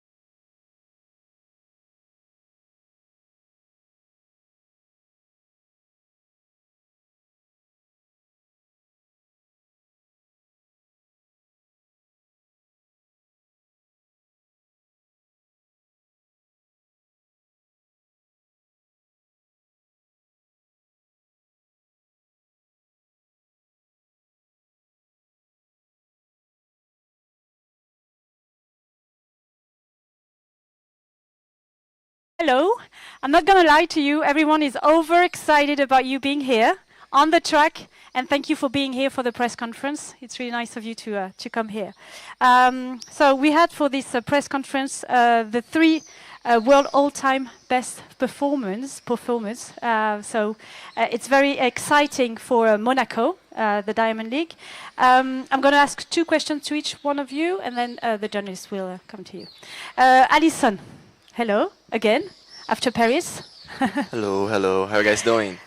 How are you doing after Paris? I'm doing great. Having some fun in Monaco, just chilling a little bit, practicing. The weather's been nice, so I'm having fun. Je lui demandais, parce qu'il me demandait comment on allait, je lui demandais, mais toi surtout, comment ça va après Paris? Il me dit, ça va, le temps est bien, on est bien, c'est parfait. You won in Paris, maybe not the time you wanted at first, but it's a win and it's always good for confidence, right? Yes, of course. Like, as me and my coach were talking about, like, we're gonna have three competitions: Paris, Monaco, and London. And you're thinking more about like winning, just get faster and do like everything they need to do in the race. We were like really worried about the time. Of course, we want to run fast. Like, we want to run 46 all the time, but like you need to be smart as well. It was a long trip. You're feeling a bit like more tired than usual, so we just took a smart step and like have a nice and clean win to just like be able to come here today and run fast tomorrow and run faster. Donc la question c'était, tu as gagné à Paris, peut-être pas avec le temps que tu espérais, mais c'est une victoire, ce qui est important pour la confiance. Et il disait oui, tout à fait. Avec mon coach, on a décidé de faire Paris, Monaco et Londres. Et on a essayé, il faut aussi être raisonnable. Le voyage a été un petit peu long, il y avait un petit peu de fatigue. Donc j'espère évidemment faire mieux demain. I'm going to ask, the last question will be for the three of you. So I'm going to go to Rai. Rai, hello. When I looked up on your statistics, I saw that most of your races were in the United States. You don't come to Europe to run very often, except for the championships, obviously. Why did you decide to come to Monaco this year? Is it because of the level of the race, or is it part of your agenda before the Olympic Games? I look at it as a little dress rehearsal before the big dance. I mean, whatever happens here, it doesn't really matter. I mean, it does matter in some sense, I guess, but the main goal is the Olympics. And to the comment about not racing in Europe is much, it's a long way, you know, and it's the time change is different, and it factored into the decision making. But we'd already committed to coming here with my coaches early in the season, no matter what happened in Eugene. So it's nice to come. It's a beautiful track, beautiful country. And you can't be mad at being in the south of France and racing with these guys right here. Alors, ma question c'était, quand on regarde un petit peu tes courses, on se rend compte que tu ne cours pas très souvent en Europe, mis à part évidemment quand les championnats se passent en Europe. Qu'est-ce qui a fait que tu as décidé de venir courir ici? Alors il nous a expliqué qu'il voit ça comme une répétition générale avant évidemment les JO, mais il nuance un peu en disant attention, ce qui se passera demain soir ne présagera pas de ce qui se passera pour les JO. Il dit que bon, lui, il y a quand même un voyage qui est assez long aussi pour lui. Il me disait tout à l'heure qu'il repart ensuite à Los Angeles. Il s'était engagé à venir et donc on ne peut pas se plaindre de toute façon de courir devant ces très grands compétiteurs. Et puis on ne peut pas se plaindre de toute façon d'être dans le sud de la France. Karsten, you are already an Olympic champion. So you've already experienced what it's like to get prepared for the Olympics. Can you explain to us how you prepared for your third Olympics?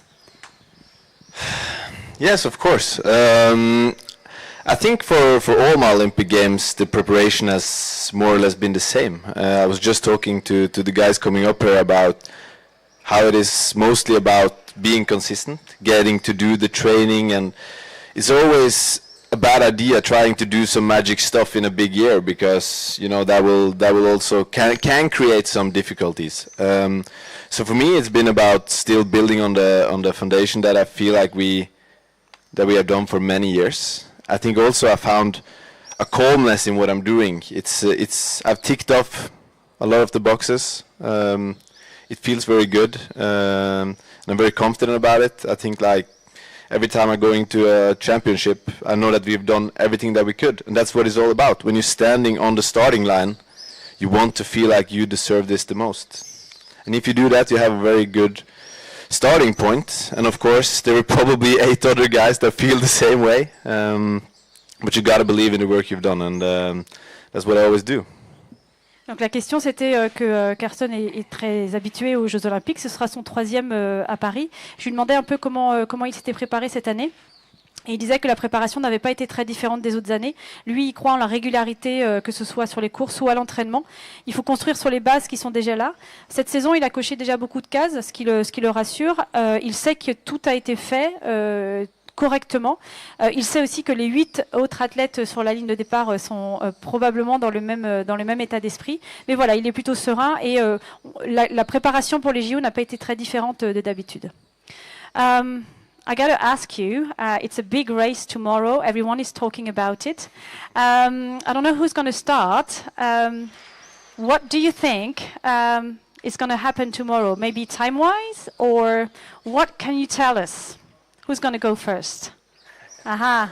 No one wants to talk, right? I'm sitting ready. Okay, Karsten, you start. You know, we've raced each other a lot of times. You know, me and Rai, we started almost at the same time coming into the circuit. We have raced each other a lot of times. It's always been very good. I think we brought the event to a new level. Dos Santos also came in already 2019. I remember in Doha, people saying he was going to be crazy good, and 2 years later he's there on the podium in Tokyo. And it's been a crazy journey, and I think also to have people to race against that always keep you on your toes. You know, it's kind of a blessing in disguise as well, because we've taken this to, you know, what I would say, and I'm maybe a bit biased, but the highest level of any event in track and field right now, and maybe cocky, but that's how I feel. And I think, you know, when we're going to look back at this era of the 400-meter hurdles, I think we're all going to be grateful that, you know, we had this level of nerve and competition.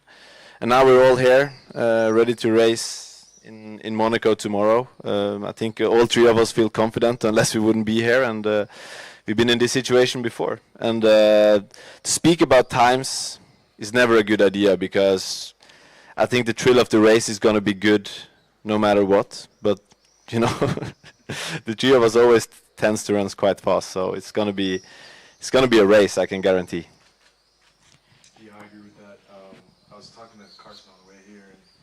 I was telling him how I feel like the fans and the media don't appreciate how crazy what we're doing is. And we've gotten so used to seeing 46s and 46s. I mean, guys, we've opened up our seasons under the previous world record, which is just insane and hadn't been done for years. And now we're just cranking out 46s like it's just, you know, a normal day. And I think that's something that needs to be appreciated more.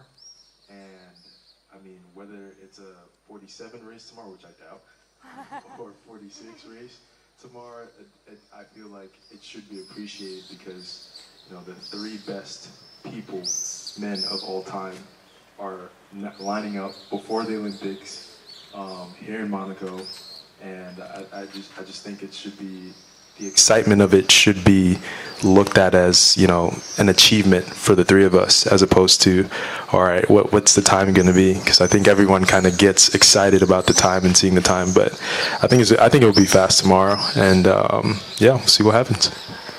Alison, do you want to add anything? Yes, go ahead.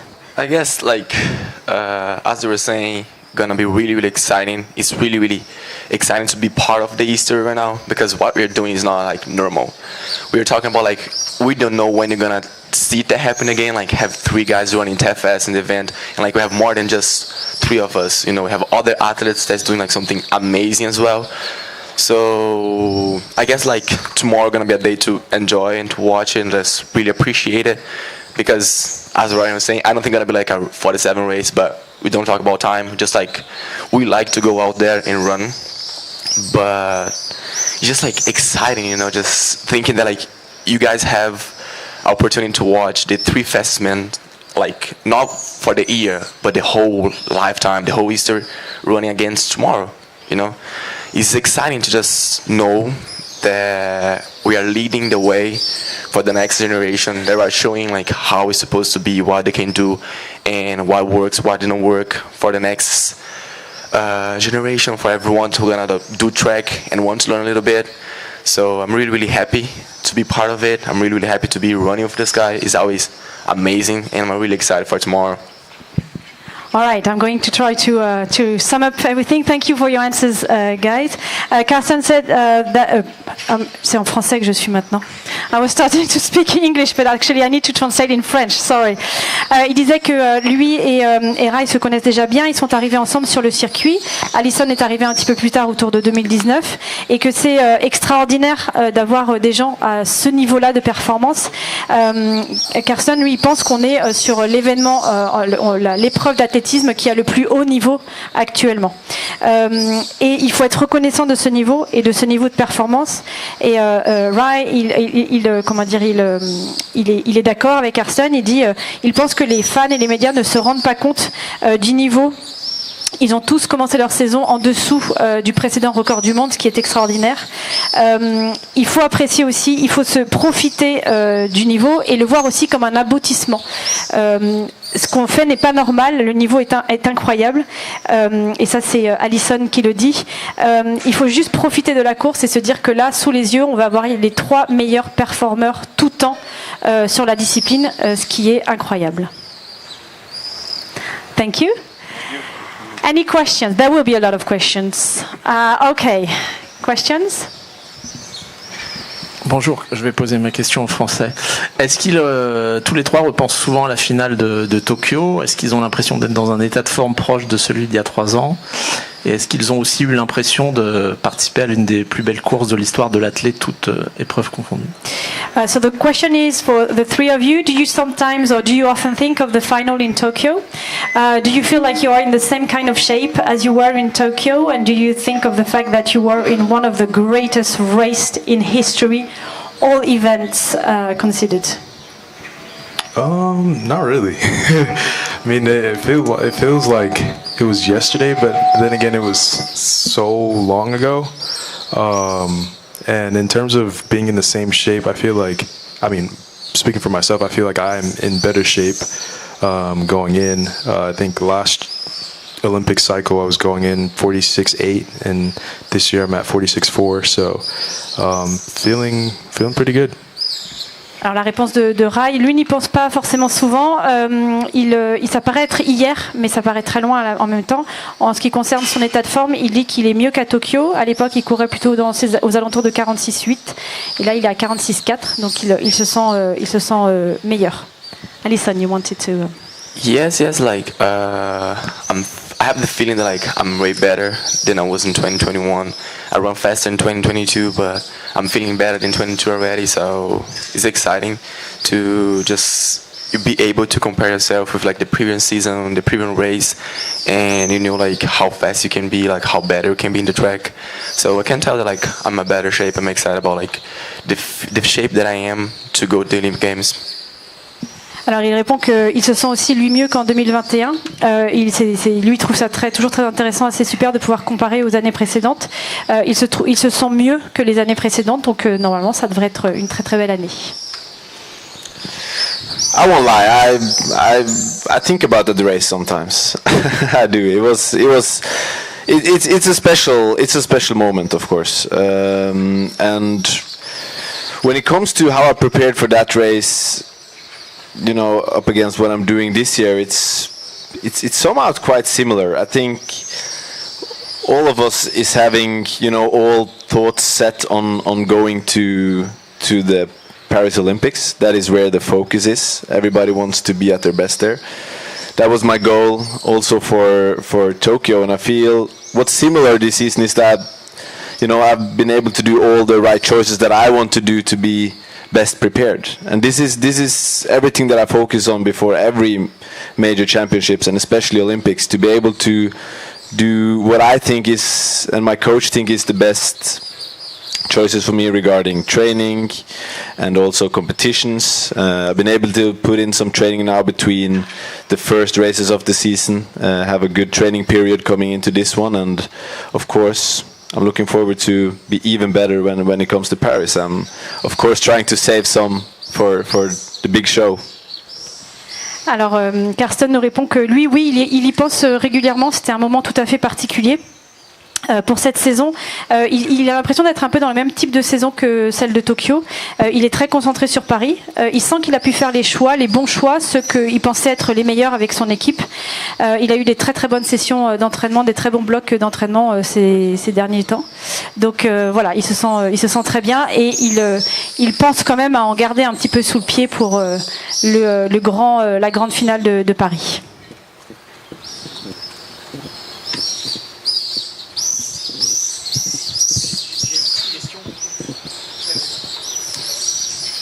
Est-ce qu'on m'entend? Oui.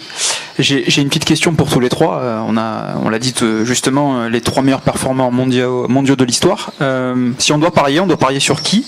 Et est-ce que Karsten vit bien le fait que, ce qui doit pas souvent lui arriver vu son niveau et ce qu'il a réalisé par le passé, aujourd'hui on a Ray et on a Alison qui sont devant sur les temps sur cette saison. Comment il vit ça?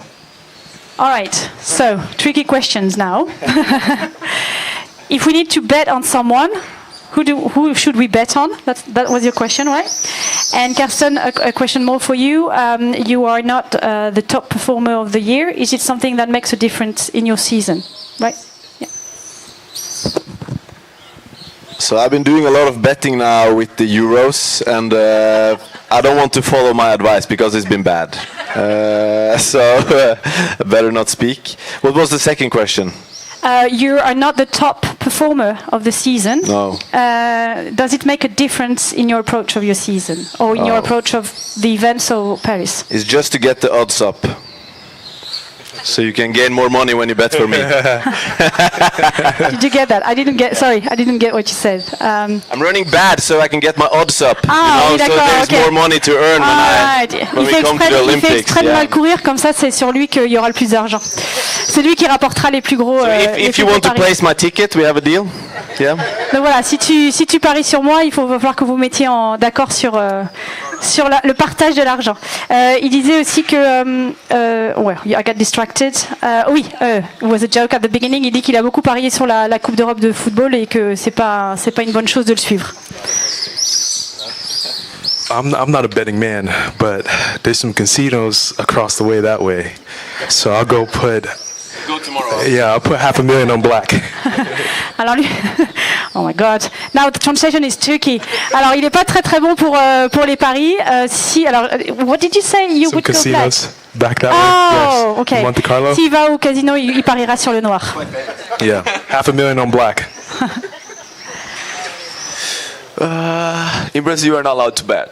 If you're running, you're not allowed to bet. So sorry, I could help you guys with advice, but voilà, au right Brésil, now, I don't want a problem with my country, you know. Voilà, au Brésil, il n'y a pas le droit de parier. Il veut pas avoir de problème au retour, donc il ne répondra pas à cette question. Oh, mais il vit en Floride, donc normalement il a le droit de répondre. C'est Brésilien. No, my country. Mais son pays, c'est le Brésil. A question for Rai. Sometimes we see American athletes need a little time in Europe after a long journey to be at the real best. When did you arrive in Europe and how ready do you feel? I got here on Tuesday, I think. Yeah, Tuesday. I mean, I'll be a little remiss if I didn't admit that the time difference is a bit difficult. I get up at 5 every morning, and I try to stay awake until 12. So it's been tough, you know, and I think that's part of the reason why we're so reluctant to come this far. I think it's a little different if you live on the East Coast and you're flying to London, but living in California, in Los Angeles, it's 12, sometimes 13 hours both ways. So it takes some time to adjust, and you may feel good the first 2 days, and by day 5, it's like, all right, I'm just absolutely just cooked. But I feel good. I mean, like I'm not really feeling the jet lag as much as I used to in previous years. And like I was telling our great host here, it's like you sleep when you're tired. And the good thing about this meet, it's at 8 o'clock tomorrow. So I have some time to sleep before I go race. So I'll be good. Alors, la question était sur le décalage horaire, justement. Quand est-ce qu'il est arrivé en France et est-ce que c'était quelque chose qui pouvait lui poser un petit peu problème? Il explique qu'il est arrivé mardi. Ce serait mentir de dire que le décalage horaire n'est pas un petit peu difficile. En général, on se sent très très bien les 2 premiers jours et puis arrivé le 5e jour, on sent la fatigue vous tomber dessus. Il est moins dérangé par le décalage horaire qu'il y a quelques temps. On en parlait. Il dit que voilà, c'est encore un petit peu là. On dort quand on le peut, quand on a besoin de dormir. Et il disait que de toute façon la course demain est à 8 heures, donc ça lui laisse le temps de gérer sa fatigue sur la journée. Hi, I have a question for all 3 of you, if I may. So you guys are running the 4 hurdles, and needless to say, there are 10 barriers before you guys reach the finish line. Is there one hurdle for each one of you that you enjoy the most? And is there one hurdle that you enjoy the least? I guess what I'm trying to say is...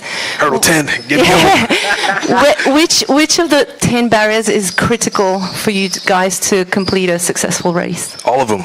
All 10. 1, 2, 3, 4, 5, 6, 7, 8, 9, 10. All 10. If you hit one, it's bad. It's a bad day. And it doesn't matter if it's 3, it doesn't matter if it's 10, 9, 7, doesn't matter. You need to get over all barriers as clean as possible, because with the level of competition that's here, there's 0 room for error. And I mean, that makes all of the difference. But my 2 favorite barriers to get over is 10, because the race is over from there and I can go home.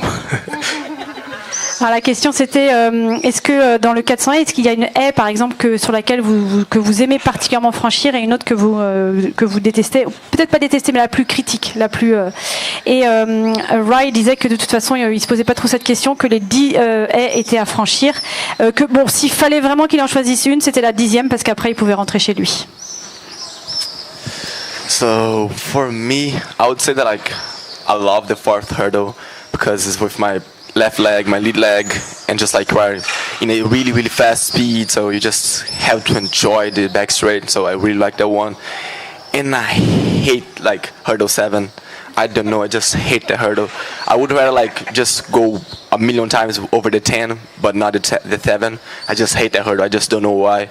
But as Ryan was saying, like other hurdles are important. Like right now you cannot like misstep like anything, you just need to be perfect. But if I would say like my favorite ones would be 4 and maybe 6, and the one that I hate the most is a 7 for sure. Alors la réponse d'Alison, c'est que lui, il aime beaucoup la 4e parce qu'il l'a franchie avec pied gauche. Il se sent, c'est une haie sur laquelle il se sent rapide. La 7e, il la déteste. Vraiment, il la déteste. Il saura pas trop l'expliquer, mais il la déteste. Après, il est d'accord avec Rai que de toute façon, il faut toutes les franchir et que évidemment la 10e est un soulagement. Yeah, I think we've been through most of it. But for me, I think hurdle 1 is probably one of the most important hurdles, because that's when you're gaining speed, and you know, my coach always calls it no mistakes. It's very important for us. And I won't lie, I think up until hurdle 8 I usually run pretty good. The 2 last hurdles has always been a challenge for me. Probably will be for the rest of my life as well. But I'm always challenging myself, you know. I'm always trying new stuff. I always try to find new ways to solve the race, and I think, you know, I see progress every year. But both 9 and 10 is when the lactic starts to hit, and of course you need to adjust some things if you want to hit the hurdles cleanly. Yeah, it's probably the last 2 I hate the most. Alors Karsten, il explique que la première pour lui est la plus importante, puisque c'est celle où on prend de la vitesse, on est en prise de vitesse. Et l'importance, ils l'ont dit tous les 3, mais que l'importance de toute façon de ne faire aucune erreur sur les haies. Karsten déteste particulièrement les 2 dernières haies, plus parce qu'il les trouve dangereuses. Elles sont plus difficiles pour lui à gérer. Le lactique est là et il faut s'adapter. Il faut adapter la course au lactique qui monte. Mais il nous dit qu'il continue d'essayer des choses, d'essayer de s'améliorer. Et il voit des progrès chaque année, donc il est content. Karsten, just staying with the theme of hurdles, sorry to take you back to Oslo, but when you clipped that final barrier, what did you do in the few weeks after that with your coach? Was that a big deal? Is it was one of those things, or was that a defining moment perhaps? we're always working on these stuff, but it's also one of the things that will happen time to time, because you're also trying to cut the margins, right? And I think actually we have a very efficient hurdle technique, because I can run with very high speed and take the hurdles. When it comes to the end of the race, when the lactic starts to hit, that is also when you have to adjust more than you did before in that race. And I think when it came to Oslo, I was running 14 and 14 steps between for the last two hurdles, which is something I'm not doing that quite often. I think I made the first mistake already at 9, and then, you know, of course, seeing Alison on the side, you're trying to make up for it, but you can't force speed, and I came a little short on hurdle 10, but still, what I liked about it was that I found some good energy in me to finish up the race and just barely getting second. So yeah, it wasn't ideal, but it's also part of the game, and it's also, you know, this is also what can happen when you get under pressure from opponents. You need to keep your nerves and do smart moves. So it didn't change a lot in training, but of course you get a little bit pissed with yourself. You're trying to avoid that, but at the same time you can never give yourself too much shit for trying to become even better. Alors la question c'est à Oslo, au meeting d'Oslo, tu as touché fortement ou fait tomber la dernière haie, c'est ça, sur le toucher la dernière haie. Ok, légèrement la dernière haie. Est-ce que ça a changé quelque chose sur les semaines qui ont changé avec ton entraîneur? Karsten explique qu'on travaille toujours pour avoir de la marge justement sur cette dernière haie, mais le lactique est là et parfois c'est dur de s'adapter. Il expliquait que sur les 2 dernières haies, il était à des intervalles de 14 foulées, ce qu'il ne fait pas qu'il ne fait pas très souvent. Il avait déjà fait cette erreur, mais le point positif, c'est qu'il a trouvé l'énergie d'aller finir cette course et de finir tout juste 2e. L'important aussi, c'est de rester calme et de ne pas trop s'en vouloir quand on fait des erreurs pour pouvoir rebondir. Do you speak French, Karsten? That's my question. Oui. Do you? Or you could have done what I'm doing now? Si. Si. Ah. Okay. Maybe not then. Yes. So, question for Rai Benjamin. Rai, you have a really, really good time set at the trials. You're top of the season's list, but you also have 5 of the 3 of the 5 best performances of all time. You're extremely consistent. Do you think this year you can finally go out and get that elusive individual gold? Yeah, I mean, that's always been the goal for the last 5 years, I guess. 6 years I've been a professional athlete. And yeah, hopefully I find a little magic this season, you know, and get it done in Paris. But yeah, that's always the goal, and I think for me, unfortunately, I've had things happen in season these past couple of years that have, you know, prevented me from really training how I wanted to and taking trips to Munich to get all that stuff fixed, and it's just been a really frustrating, say, 4 years. 21, I was fine. I lost. I'll admit that. And every other year after that, it's just been a struggle. So, you know, it feels good having the world leading time, but I know that, you know, there's more to be done. And if it's not here at this meet, then it's the next meet, and it doesn't matter. I think at the end of the day, I still have to get up. I still got to go to practice, and there's always next year. So, yeah, I mean, hopefully this will be a perfect year to get it done. But yeah, we'll see. Try not to put any pressure on myself, so just have fun and just do what I do. La question c'était, tu es parmi les 5 meilleurs temps de la saison, tu en détiens 3. Est-ce que tu penses que cette année est ton année pour aller chercher l'or à Paris? Il répond que ça a toujours été le but. Depuis quelques années, il a eu pas mal d'empêchements, de petites choses qui lui sont arrivées, qui lui ont empêché de s'exprimer pleinement dans ses courses. Alors oui, cette année, il a la meilleure perf, et oui, bien sûr, le but sera d'aller chercher la médaille d'or, mais il ne faut pas se mettre trop de pression. L'important, c'est aussi de prendre du plaisir.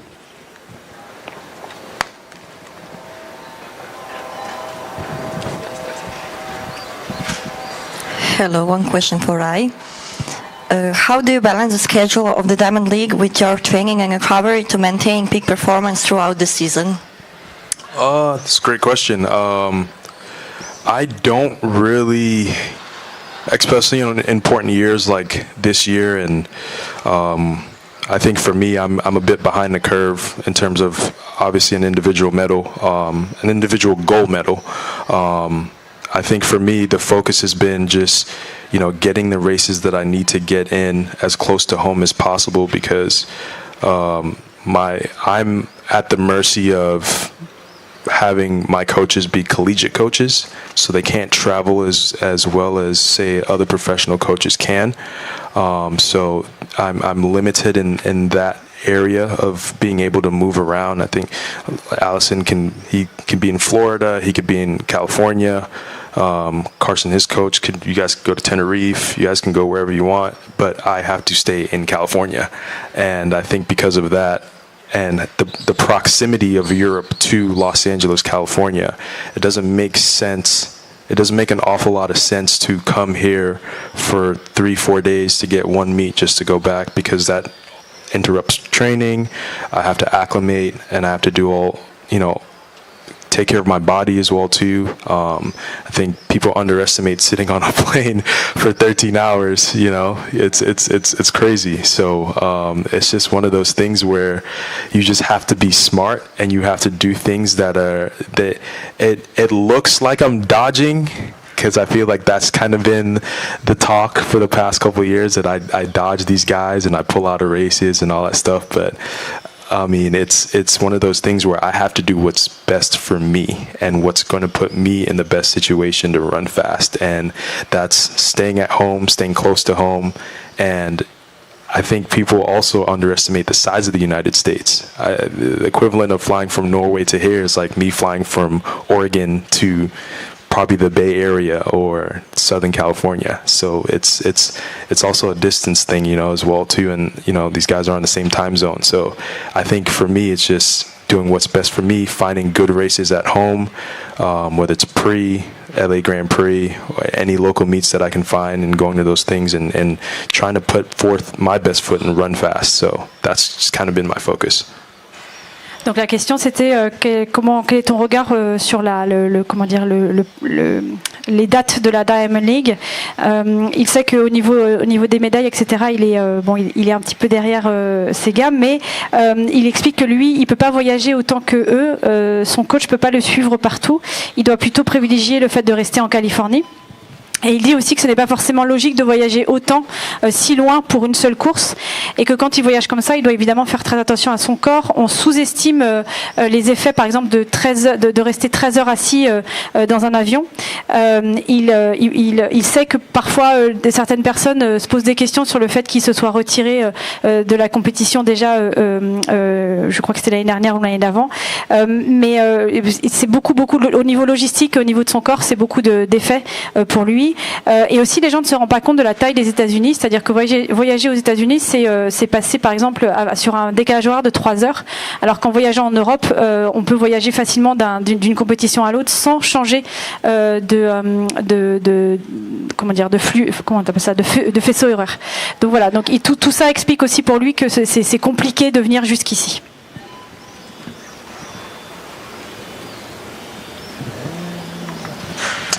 I have a question for Rai and Alison. How excited, honored, or maybe nervous would you feel if you got a call to run in the 4x4 in Paris? I think both the US, of course, and Brazil have qualified. Sorry, Karsten, I think Norway did not qualify. But how would you feel if you got the call to run in the 4x4 at the Paris Olympic Games? Actually, I'm running the 4x4. We are planning everything to just make it possible, make it happen. And I'm really excited about that, because it's going to be the first time they're going to be able to do a 4x4 in a major championship, because the team did really, really good in the world relays. They qualified, they are on Paris.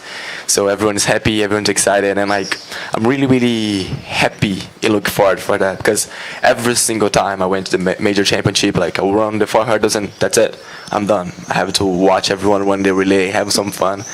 And I think like in the relay, you enjoy the moment in a different way, you know.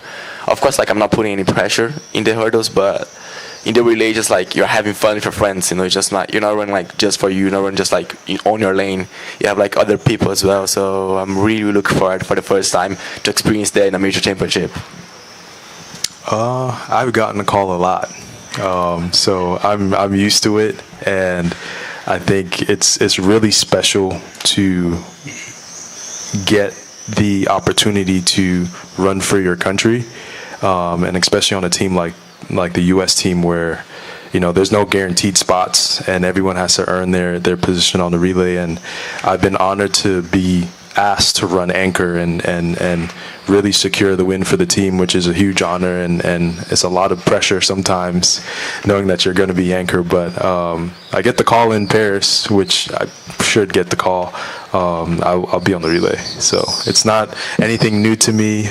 It'll be fun. We have, you know, some great guys, and we have also Quincy Wilson, who's, you know, 16, and he's going to be running. So it'll be nice to just bring him through the ranks and really have him experience what it's like to be on a, you know, top class 4x4. So it'll be a lot of fun, and I look forward to it. So August 10th. Alors il disait que la question c'était comment réagiriez-vous si on vous demandait de courir le 4x400. Alors Alison, il dit que lui, il sait déjà qu'il va le courir. Il sera sur le 4x400 à Paris. Ça lui fait très plaisir d'être dans l'équipe parce que l'équipe a fait beaucoup d'efforts pour se qualifier. D'habitude, il peut pas courir sur les championnats internationaux. Il explique que pour lui, c'est une joie très différente. On court pour et avec les amis. Donc, c'est tout à fait particulier de pouvoir goûter à cette joie. Pour Rai, lui, il dit qu'il est assez habitué à cette course, mais que ça reste une émotion particulière de courir pour son pays. Il serait honoré d'être, je sais bien compris, c'est le dernier à courir, celui qui assurerait la victoire pour son équipe, et il serait très content de courir avec Quincy Wilson qui est un de ses amis avec qui il pourrait célébrer si d'aventure le résultat serait très positif pour l'équipe américaine. Bonjour.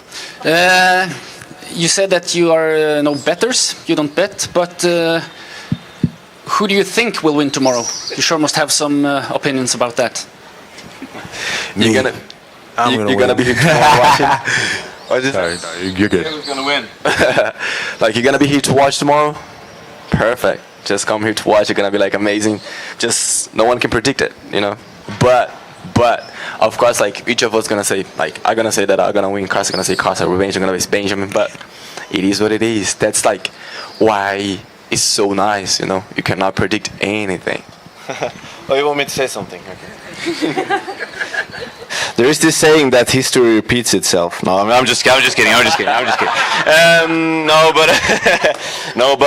But seriously, I actually have a lot of respect for these two guys, because every time we're on the line, they make me run for it, and hopefully they feel the same way. Tomorrow, I think there's a big chance one of us is going to win, and I think the three of us will fight equally for it, and yeah, we'll see. But of course, I want to win. We can all hold hands across the line. Yeah, we can. Let's do that. Yeah, we're gonna cross the finish line together tomorrow. Same time. In unity. Yeah. Omega is gonna be like no. La question c'est voilà, si vous deviez parier, qui va gagner demain? Alison répond vous pouvez venir demain et vous aurez la réponse. Il dit que chacun évidemment va avoir envie de gagner. Karsten, comme on nous dit, l'histoire se répète évidemment en faisant allusion à ses victoires précédentes, mais il dit qu'il a beaucoup de respect pour chacun des concurrents, et que ce qui est chouette, c'est qu'à chaque début de course, le fait d'être ensemble leur donne encore plus envie de se surpasser. Et donc il considère peut-être la possibilité de franchir la ligne d'arrivée tous les trois ensemble au même moment, main dans la main. Well, that would make history, that's for sure. That wouldn't be history repeating itself if you cross the line holding hands. It would be new history. It would be new history. Let's be innovative, right? Okay, thank you very much. Thank you very much. Yes. Merci. Merci beaucoup. Ça va. Hey, you're ready for Paris?